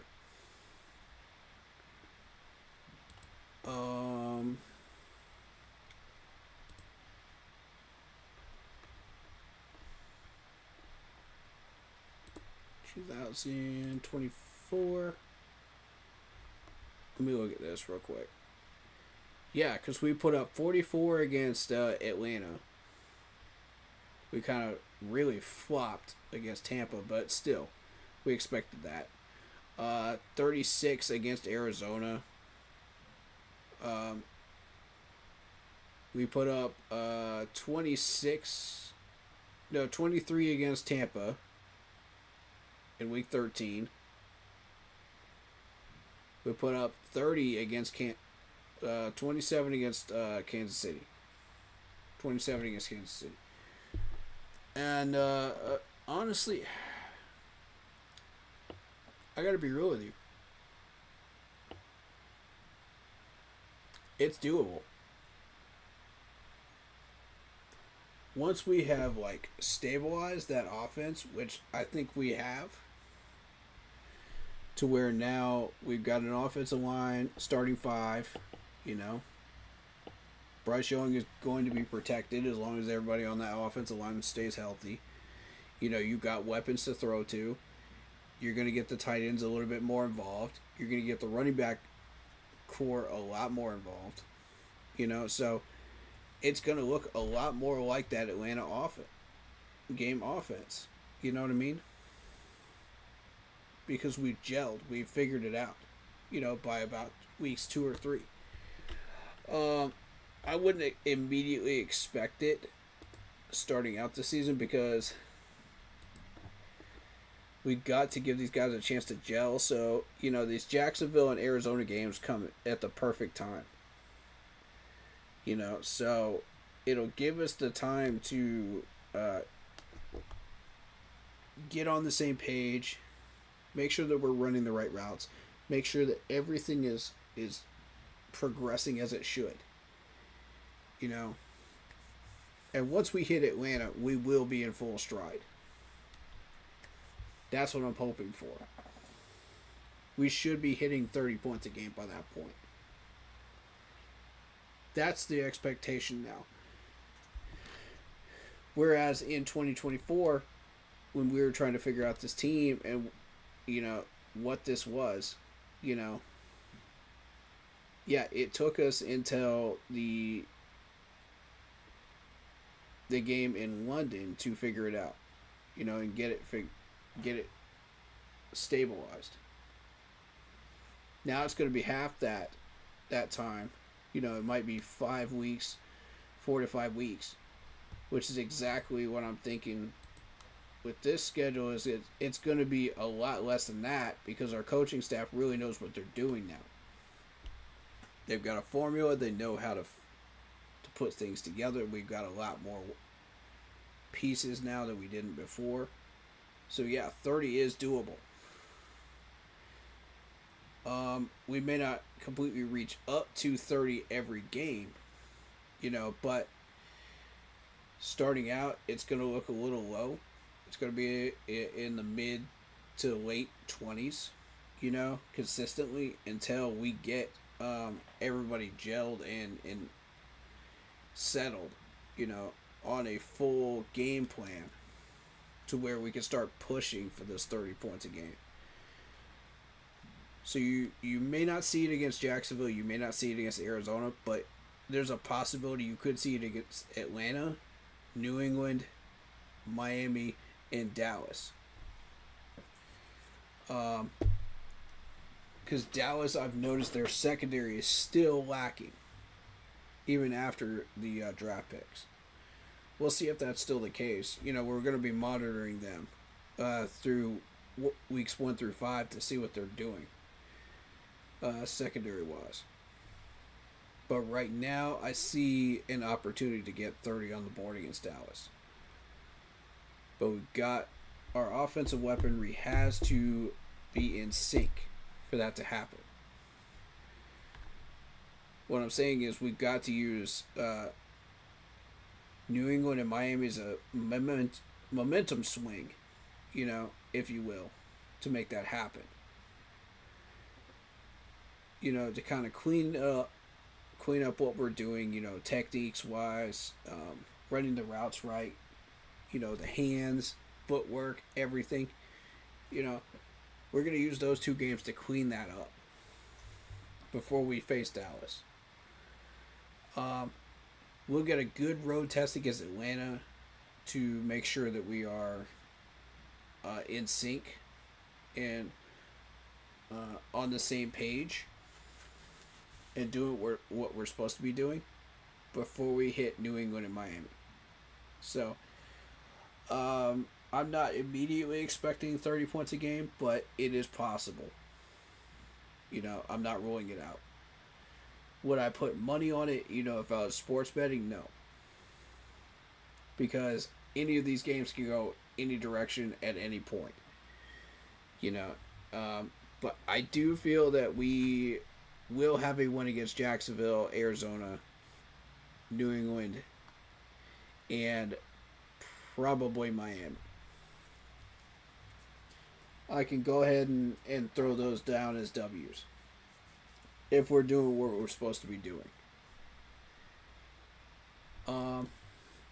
Dallas and Atlanta is kind of a toss-up, but this is an excellent opportunity to get a win over Atlanta early, and we need to take full advantage of this. Play like we mean it, put everything on the table that we're trying, and act like we want a division title this year. Don't just play like we're just going to casually get it. Go out there and actually earn that dub against Atlanta. I want to see a 7-point victory at least if we do get that win over Atlanta. If it ends up being a 3-point victory, I'll take it. But a victory is a victory. Play like you want to win that crown. You know what I'm saying? We've had way too many years where we've been casually cruising and thinking, okay, yeah, we've got a shot at the division title, but maybe we get it, maybe we don't. You know, who cares? We're not going to do anything in the playoffs anyway. Blah, blah, blah, blah, blah. No. Take the crown. Then we'll see what happens after that. You know what I mean? Take the crown back. Please tell me they get a win against Dallas on your birthday. I would love to see that happen, brother. I know Blitz is going to be there at the Dallas game. He's already announced that publicly. So he'll be there. We'll see as far as the rest of it. I mean, the prices for the Dallas game are ridiculously high. Otherwise, I would probably try to go myself. But as far as these games are concerned, man, they're all at 1 o'clock, which makes it incredibly tough for me, unless they flex. You know what I'm saying? So it may be a late season game that I would be able to catch, you know, at home. If we were able to do that. Like, say, maybe they flex the Rams game or the Tampa game. I may be open to one of those. Or Seattle. But, you know, I've got other obligations before the games, so on Sunday morning, so I need to make sure that I follow those obligations up. So, but if they do flex it, then I would like to see an opportunity to be able to go to one of those. That would be great. But if an opportunity presents itself, you know, to where I do have to reschedule my morning plans on one of those Sundays, I can do that. But it has to be just one. You know what I'm saying? Like, I can't push for more than one. Unless we're, like, undefeated and having, like, a crazy season like we were in 2015. Then, like, yeah. Then that's a special occasion, and yes, I will be pushing for about 2 or 3 games at that point. And making sure I get up to Charlotte for those. Because that's something I don't want to miss. You know?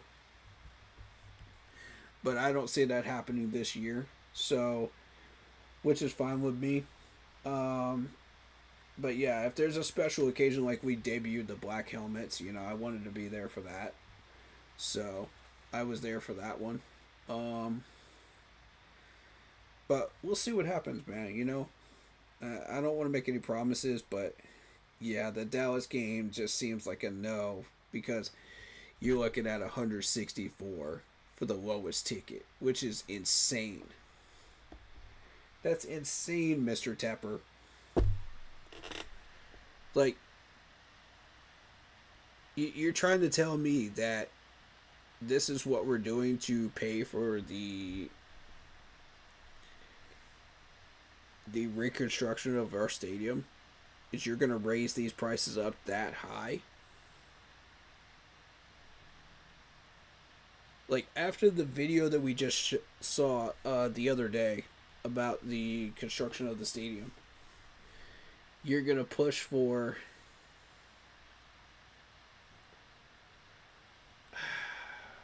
$164 is ridiculous. Now, here's the thing. Yes, we are wearing the Carolina blue jerseys for the Dallas game. And that's cool. But is that worth $164 for the lowest ticket? No. I'm sorry, no. You're going to have to come down on that.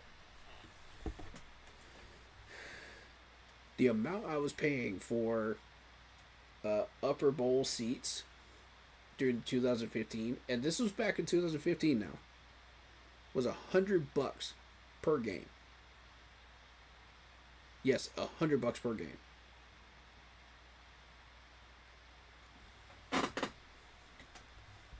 That's what pisses me off right there. Yeah, do we have a chance to beat Dallas? Yes.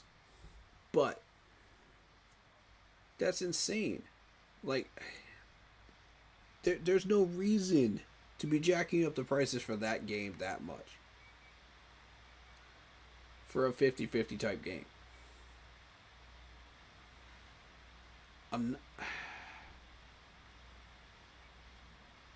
The Buffalo game is 223? Excuse me?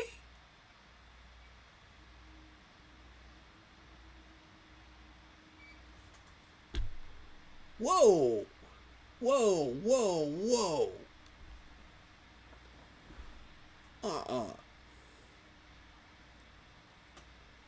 I get it, it's Buffalo, but nobody's paying 223 to see us lose to Buffalo if we do lose to Buffalo. Nobody's paying that. That's outrageous.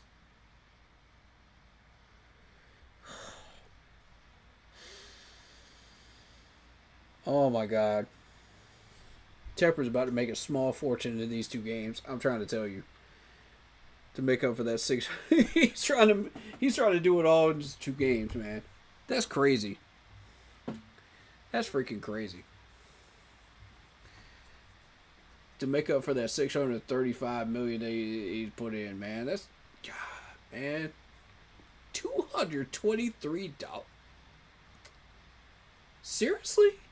After what I just said to you. After what I just told you about 2015. 223?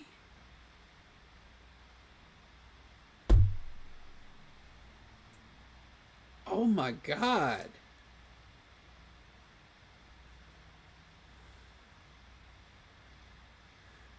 Yeah. Like, it was $100 for an upper bowl seat back in 2015, and that's when we were undefeated. That's when we were undefeated back in 15. I understand the economy has changed, you know, and things have changed money-wise, but that is highway robbery. That's like robbing Fort Knox to pay for a Panthers ticket.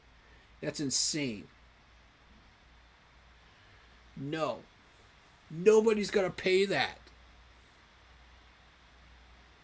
Nobody in their right mind should ever pay that. I'm sorry. That's the stuff that pisses me off right there. Mr. Tepper, you know better than to set prices that high. You know better. Shame on you, sir. Oh, we've got to make that $635 million up somehow. Man, I already counted at least half a dozen lies in that video about the construction for our new stadium. Half a dozen lies. Y'all don't even know what you're talking about. You ain't got your story straight before you putting out a video about the construction, man. Because, look, man, if he's done all of that stuff with the construction workers back in York, what's he going to do with Bank of America Stadium construction workers? That's what I'm trying to tell you right now. What if he pulls that same shenanigans on Bank of America Stadium? And it's half finished when we're trying to complete a season. You see the type of BS I'm talking about right here? What makes you think he's going to finish the construction on Bank of America Stadium if he can't even build a practice facility in York? This is why I didn't want him touching Bank. That's why I didn't want him touching Boa, man. That's why I still don't want him touching Boa. And his response to that is, oh, well, I'm just going to raise prices to $223. What?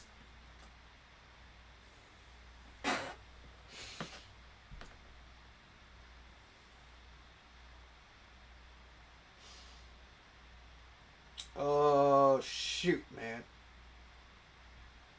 I'm trying to stay professional right now. I'm trying to stay professional. There are quite a few things I want to say off stream that I can't say on camera right now. And David knows exactly what those are. Because I know a few things that I don't want to say on stream.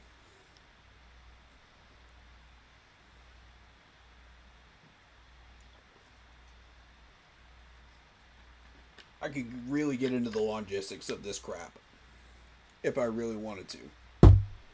But I'm not going to. It's not necessary on camera.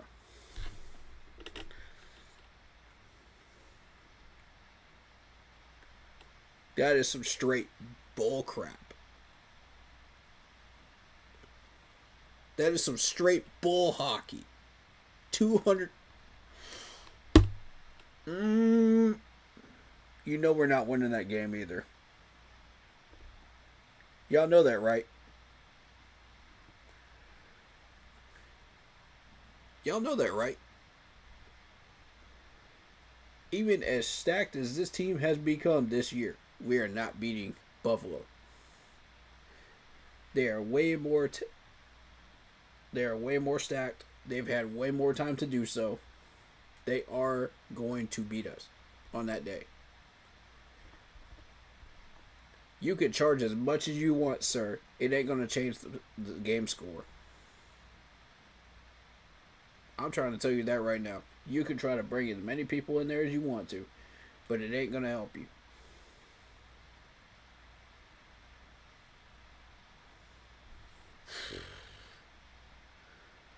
Insanely ridiculous.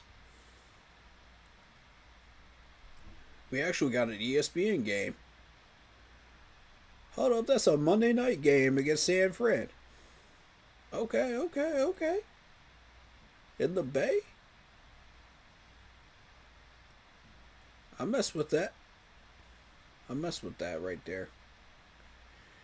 You know, like...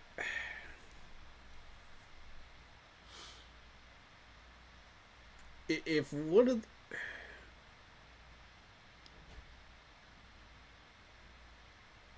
Let me say this. If that Falcons game somehow becomes 4 o'clock instead of 1 on week 11, I might be tempted to travel to enemy territory. I might be. I ain't gonna lie to you. I might be tempted on that one. Because I do kind of want to see that Mercedes-Benz Stadium for myself and just see what they've done with it. I've been curious about that. You know, because I do like the stadium design. And I know I'm going to get a lot of flack from Panthers fans on that one. And I don't care. You know, I'm Panthers family about that. But I like what they did with the stadium design. It looks cool, man. It does.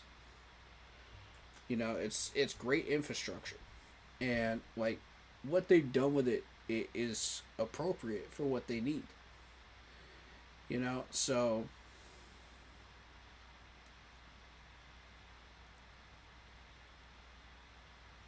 honestly, though,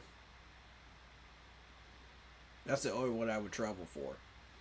You know what I mean? Outside of Charlotte. Of course.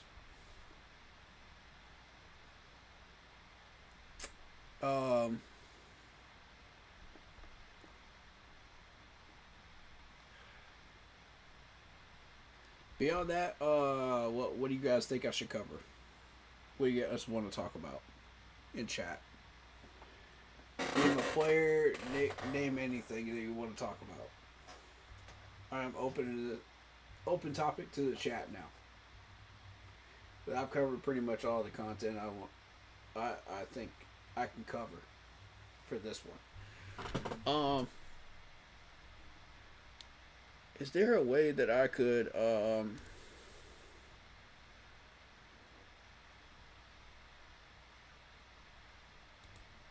hold up, let me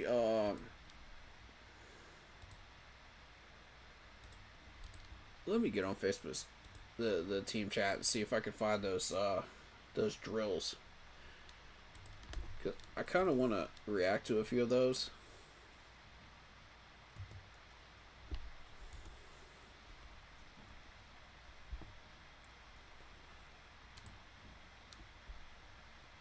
And they were Panthers shorts. Short videos. I don't know if those stay up for more than 24 hours. So let me just find out.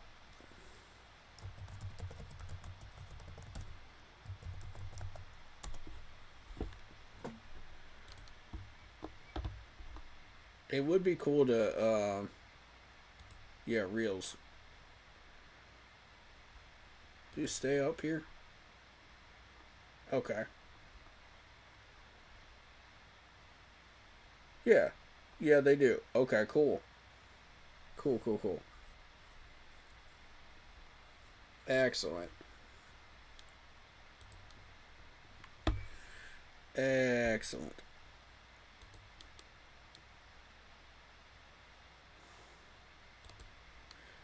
Y'all gave me a new tool to work with.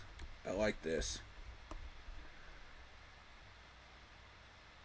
Oh yeah, remember the goat yoga stuff? Yeah. Panthers players did that. Mental health wise, and I like the fishing bit in there too with the blueprint. Focus on mental health.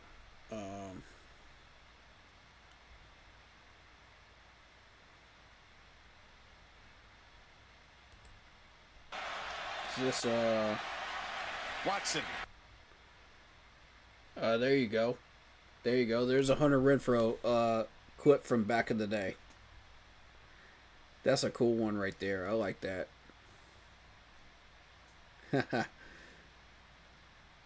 That was when we were playing Alabama in the national championship. Big game Hunter. Yep. That's one of the plays that won us the national championship right there. Very cool. So, let's see if we can find one.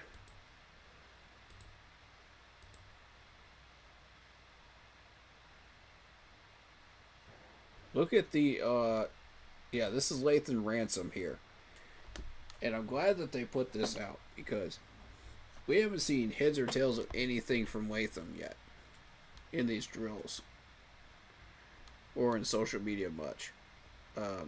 But watch his footwork, watch his speed. Look at that speed. Look at those hands.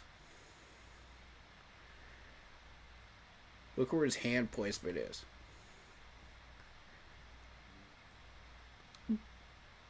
That's good, man. That's real good. I like what I see right there. That's potential right there. So there's the hands of McMillan. Notice how he stops and then shifts back towards the ball. Excellent. Nick and Princely running some drills.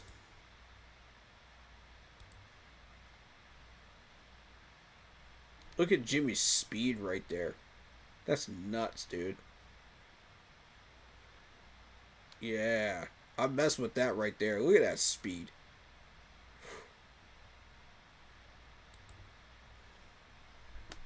Dude is ready to go off, man. I'm telling you. He's ready.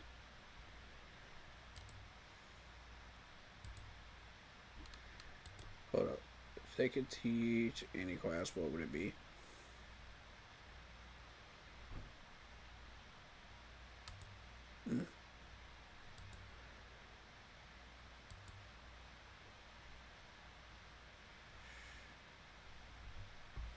There's some heavy attention to Jimmy Orr right here.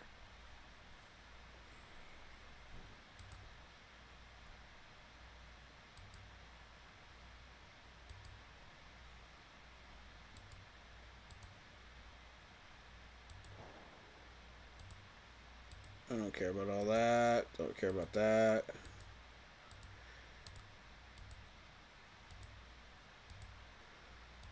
What I want is the specific drills and stuff like that. To do. Okay.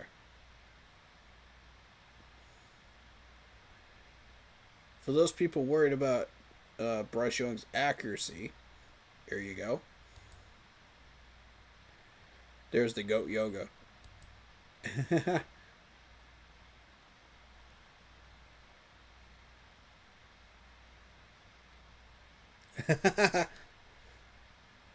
I had to show it, man. I had to show it. That's pretty cool.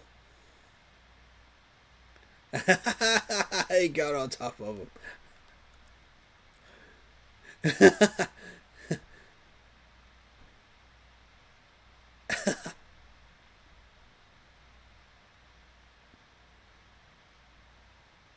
What? They're feeding him too.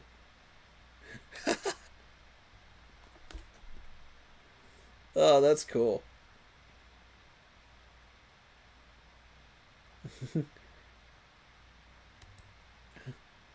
All right. Let's see.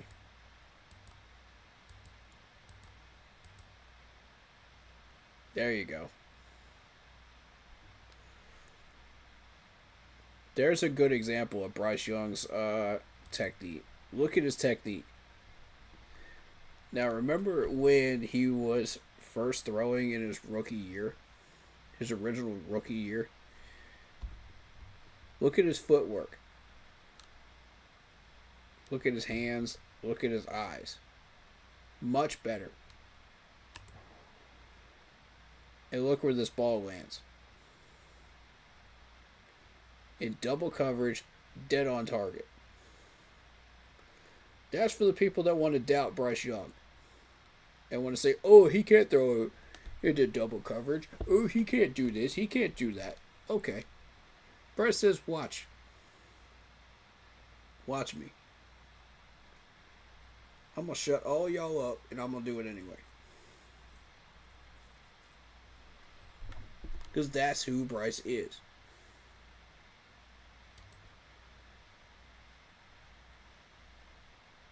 Ooh, look at that comeback, though. Look at that cut from Jimmy. Ooh, that's nasty. That's nasty right there. That's beautiful.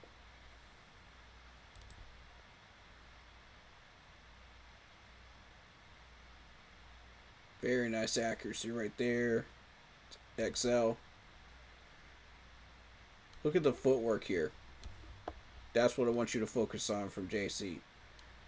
That's what he's working on. Alright, I don't want to do too many of these because I don't want to get in trouble with copyright, but there's Damani Richardson getting the pick. People have been talking about that.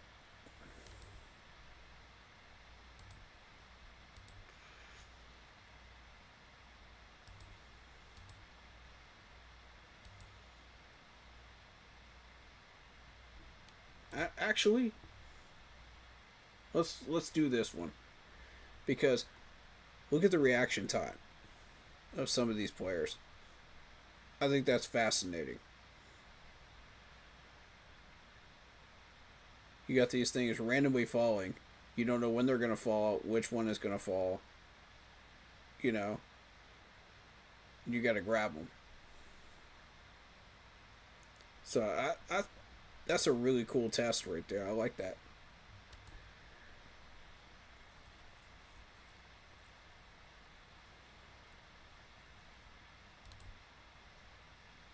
It's good. Look how accurate this ball is. This is what I'm talking about when I say I was watching Bryce Young with that 2-minute drill. Look at the accuracy.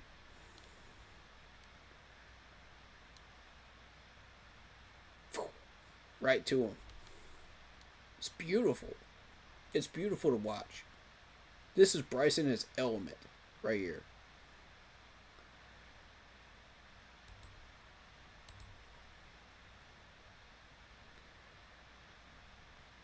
Oh, that one-handed grab. Okay.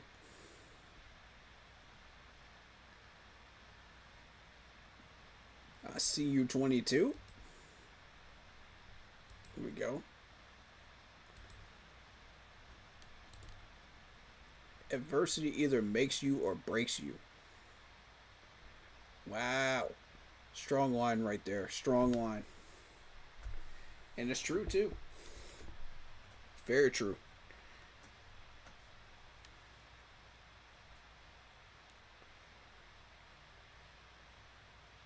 Gets there early, stays late. This is how he is.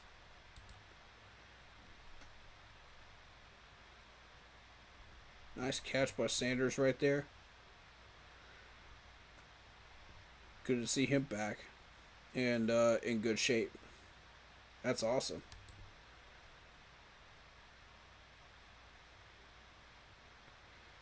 Coker with the hands, bro. Coker with the hands. Oh, man.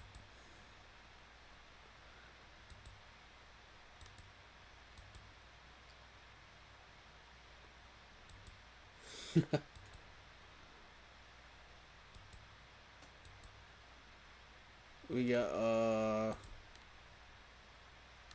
Luke.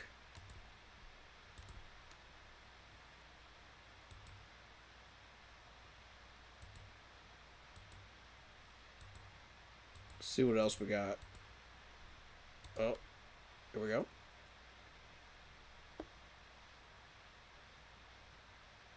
Good.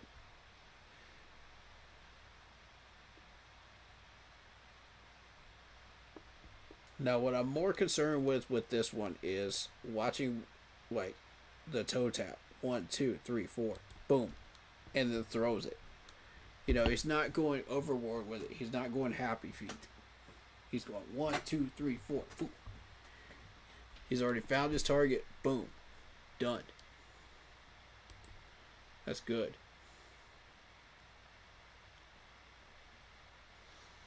He's throwing it in front of the wide receiver. And I love to see that with Renfro right there, because Renfro's got those hands that even if you throw it about 5 feet in front of him, he's got that arm reach. And he'll snag it like an alligator.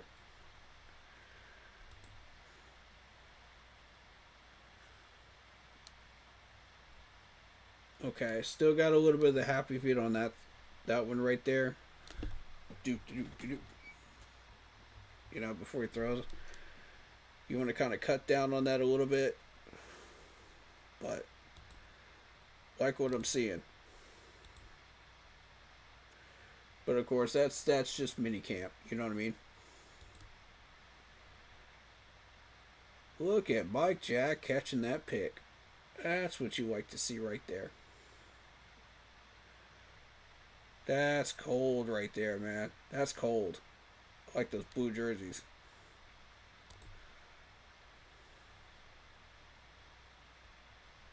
Dog in the end zone. Yes, sir, Mr. Etienne.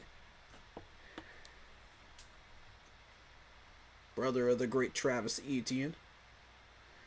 Making his impact.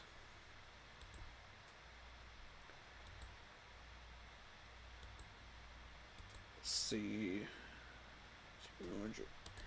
Is that a clip of him doing something? Or is that just presser? Oh. Okay.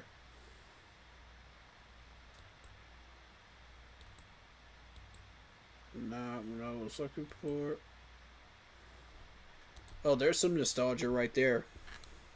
Remember the old Panthers introductions? Steven Davis, Brad Hoover, Steve Smith. God, Steve looks so young in that picture. He looks so young. There's Jordan Gross. Look at Jake. Jake looking like a young buck, man. Dang. Spinners. Let's go, man.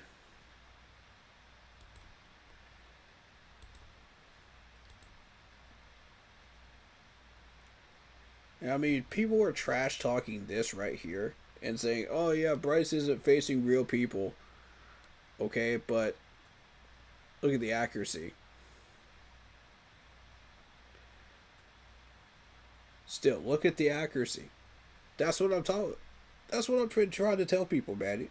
Just because he's not under pressure doesn't mean he's not accurate. But I mean, people don't want to hear that, so it's whatever.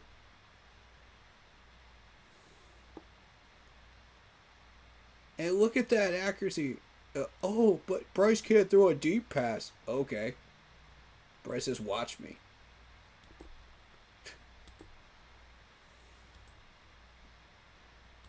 Let's see.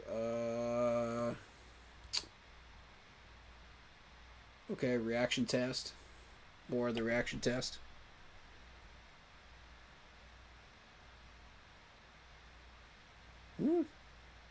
Greg still got it. Look at that. Okay, Greg. My man still got it. Luke Combs. Look at the footwork. Look at the footwork on XL, man. Jeez.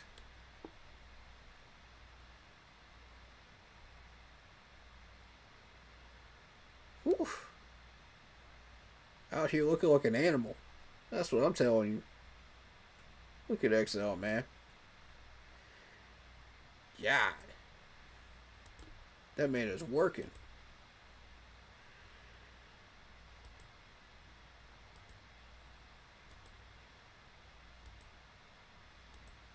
Alright, let's see. What other ones can we react to?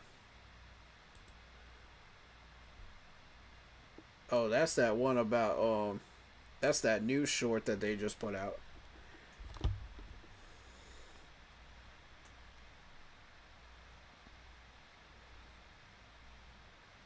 And that's where they're talking about, like, he finishes the play. And I like that. Because we got players that finish plays now. You know, they're not just lazy about it. They're not just like, oh, yeah, well, I got beat. Okay, go ahead and do your thing. No. These guys finish plays. That's who we are now. And I like that. You know, because it's the new mentality. It's the new style of Carolina, if you will. We do what we have to do to win. And that's what's going to be big in the future. So, yeah, if you haven't seen the blueprint, go check it out, man. Go check it out. Go check it out.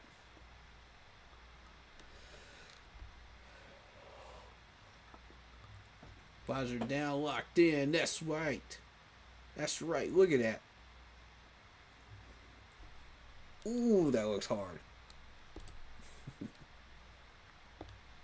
That's a hard promo right there, man.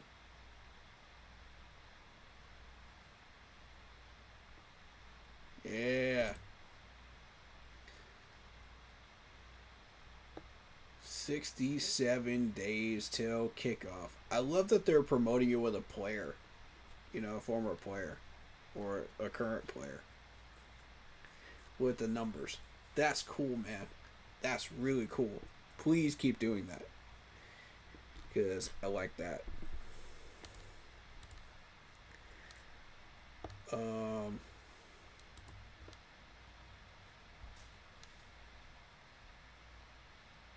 Alright. But yeah, with that, I'm going to open it up to the chat. Whatever y'all want to talk about. Panthers related. Go for it. Please do go for it. 2.1 million followers. Whew. Yup. I like that. That's a cool profile picture, though. Cool banner.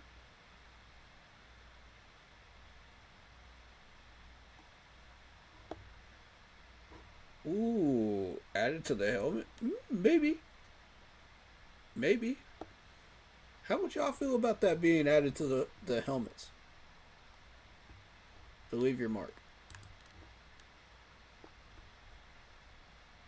Maybe. Shoot.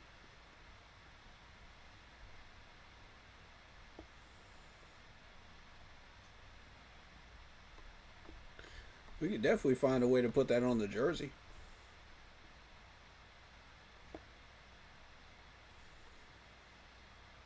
That's cool though. But yeah. I'll let y'all lead the discussion from here, man. What do y'all want to talk about?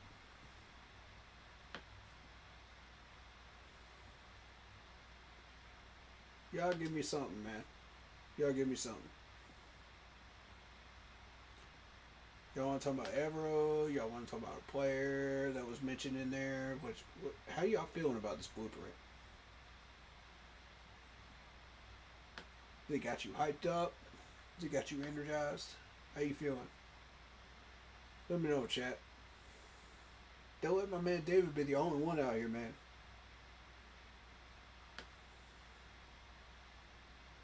Man, let me know. If you're watching this on VOD, leave a comment, man. I'll read them. I'll respond to them.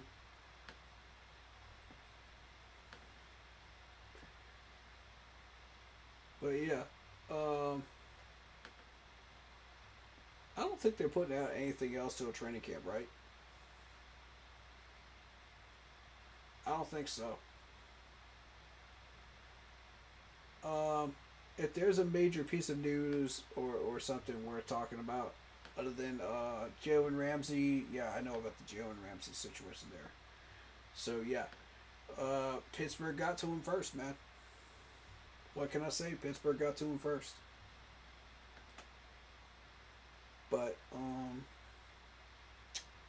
we just didn't move quick enough. If you wanted Jalen Ramsey, I mean, we back to the same old saddle and bag trick. You know, like who we going for? Because each one of these corners has their own issues, whether it be a high contract or whether it be injury history. You know, it's each one of these guys has their own problem.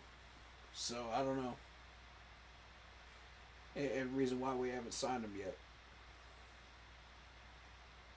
You know, so maybe we're hoping we can find that talent within our own roster. That's what I think the mindset is right now. You know. And I'm pretty in tune with what they're doing. Because it's what I would have done. You know what I mean? And if it's on the same wavelength as what I would have done, then yeah. We're doing things the right way, I think. And it's going to lead to success.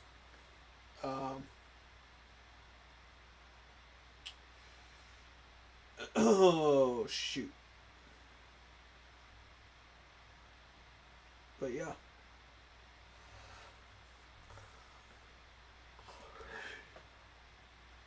Not to be egotistical or to toot my own horn, but you know, the fact that when I predicted things and they've gone pretty close to what I said it and I predicted it to almost every time,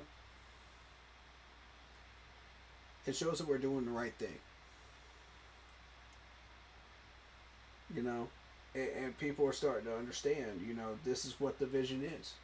This is what we're trying to do. And they get it.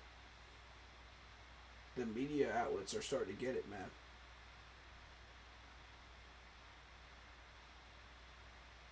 Times are changing in Carolina. Y'all can either jump on board or you gonna get left behind. That's all I'm telling you right now. If you get left behind, that's on you. That is on you. I don't want to hear from all these people that want to talk trash about this team while it's in this rebuilding process, and then later on, oh, I want to join the train. I want to join the train. Too late. We already left the station, son. We already done left the station a long time ago. We left your butt way back in 2022. Because you one of those people that want to complain about everything. Go complain about Matt Rule's era. Go complain about Frank Wright's era. We ain't got time for that. We're trying to win.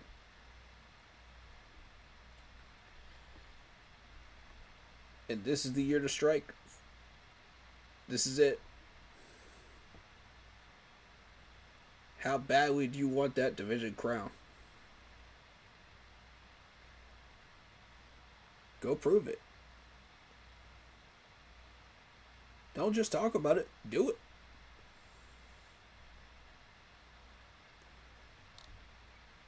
You ain't got to talk about it. Just do it. You know what I'm saying? Like, real winners just go out there and work, man. That's what they do. So are you a real winner? Or are you a talker? Which one are you?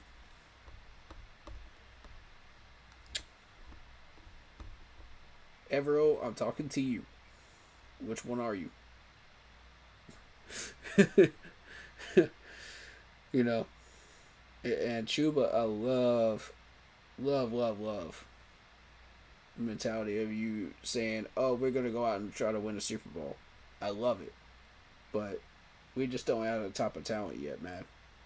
I love it, though, man. I would love to believe that we have that talent right now, man. God, man. But we just don't yet. But JC turned it down a notch and he said, yep, this is what's really going on. This is what we got the talent for. Tell him, JC. He knows what's up. He's in tune with this team, man. Y'all better start paying attention to JC now. This man knows what he's talking about. He knows what he wants, too. And y'all better keep up with him or get left behind. Trying to tell y'all that right now. Because that man, once he hits the field, is going to turn up. And y'all can either keep up or get run over. Your choice.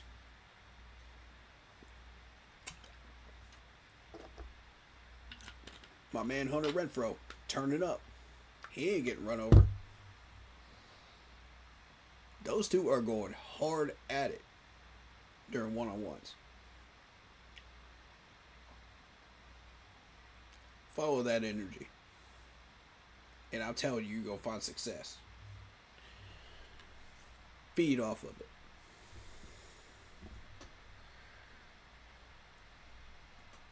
And let's leave our mark. All right. This has been the Blueprint stream. Live reaction for the Carolina Panthers for the 2025 season. We're about to leave our mark. Anybody got any last minute comments or thoughts? Throw them in chat now.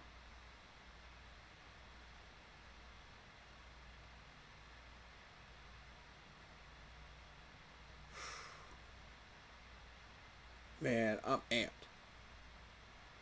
I'm amped, dude. Y'all got me going for 3.5 hours on this, man. Y'all got me talking about this for 3.5 hours. And I ain't even had barely any comments in my chat. That's how energized, man, these blueprints make me, man. I love this. I love this. Keep putting them out, man. Please keep putting them out. Y'all know what we want, man. Y'all know what we want.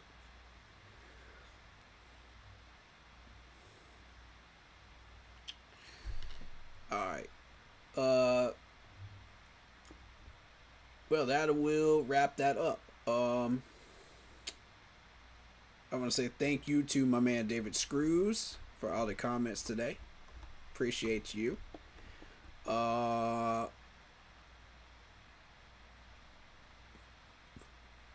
What's the 50 XP mean? I don't know.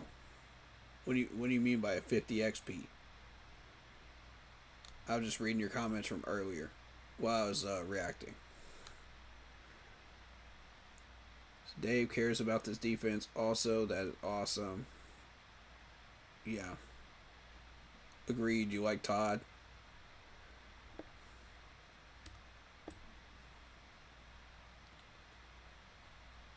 Who are we as a team, man? I'm pumped up.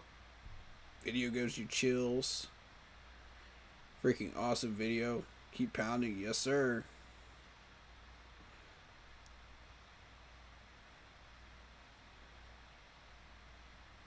Yeah, I want to see Ajaro get it right this year, man. I do. I want to encourage this dude, man, to succeed. So are you going to be a chef, or are you going to be another person cooking in the kitchen, man, when we got too many of those? Which one you going to be? You going to be the shepherd, or are you going to be the sheep? Which one? Because this defense needs a shepherd, bro. It does. It needs somebody to lead it that knows their flock. You know what I mean? You could be that shepherd, Jaro. You were in Denver. You can do it again. Let's see it. I want to see some personal growth in this man. I want this defense to at least rank 15th by the end of the year. 15th. If we peak 15th, I will get off of Ajaro and I will start complaining about a player instead. You know what I mean? Like, I'll start throwing some heat at some of the players instead. Fair? I think that's fair, Ajaro. Because that shows me he knows what he's doing at that point. And he just needs a little more help, you know. I won't throw smoke at the players unless I absolutely have to, you know. Only those that really need the help. And really need the extra push. Because I don't believe in throwing smoke, you know, unless I absolutely have to. You know. For purposes of uplifting players, because it's all done out of love, you know. I love this team. I love these players. I love these people, man. I love this organization. I love this fan base, you know. But sometimes it's just necessary, you know. I don't like doing it, but it's necessary. So, but I give credit where it's due, too. I show love where it's due, you know. And there's a lot of players and a lot of coaches on this franchise right now that I really, really like. And I'm throwing some love your way. Let's keep doing what we're doing. It's time, y'all. This is the year we're taking that crown back. We're not settling for less. We're taking that crown back of the NFC South. It's happening. Believe it. Put it down on your calendars. We are going to fight for it. Period. Even if we end up a little bit short, we fought for it. We put everything we had on the table and we fought for it. That's what I want. This is the year. It's been way too long. Let's go take it. Let's go earn it this time.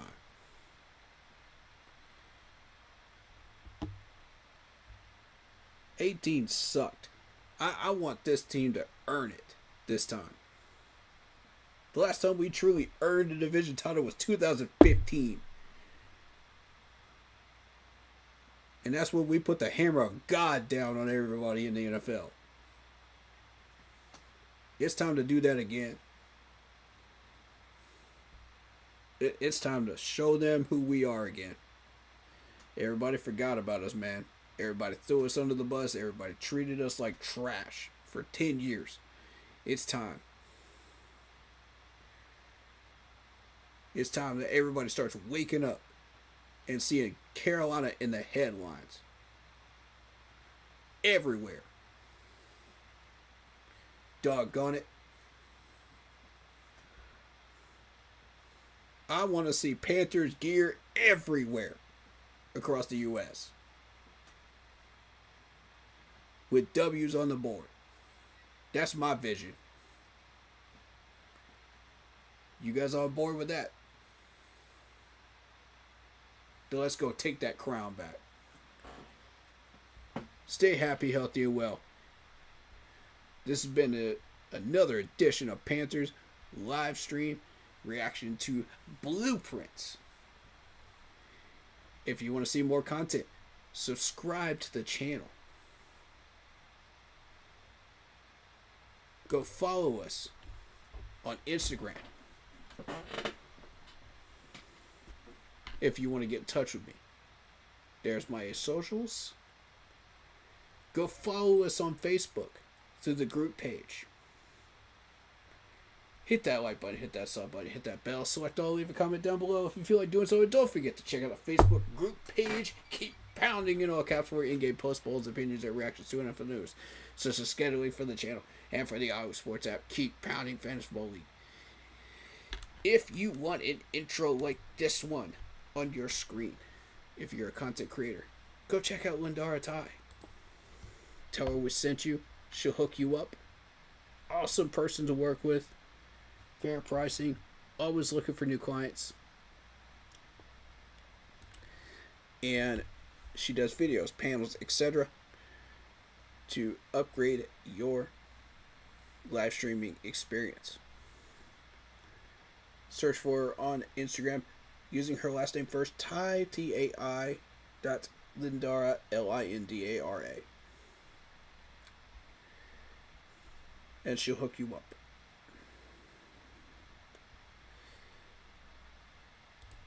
So, with that being said, we are wrapping this up. And I love you all. I love this team. I love everything that we're doing.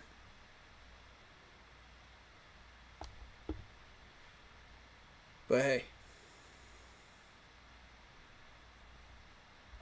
Oh, by the way. We had some stuff going on with P. Diddy today, too. Who was almost the owner of the Carolina Panthers. So, there you go. But, thank God he ain't. Can y'all imagine the logistical nightmare that would be?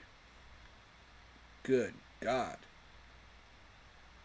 That would be our luck in Carolina, though. Back in the day, though. Before we got Dave Canales and Dan. That was just, though. We skated that close to that kind of trouble, y'all. We skated that close. Sheesh. Oh my God. Anyway, man. But yeah. And David, I would have gone with the Chuba Hubbard jersey, man, because Chuba ain't gonna let you down, man. They ain't gonna let you down. They're fired up now. But yeah. Thank you so much, all of you. You guys are incredible.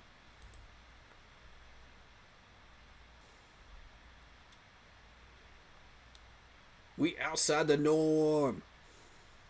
With the Carolina Panthers, we outside.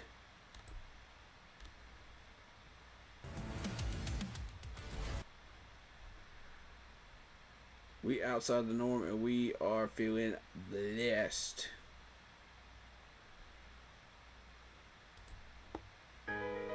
Stay happy out.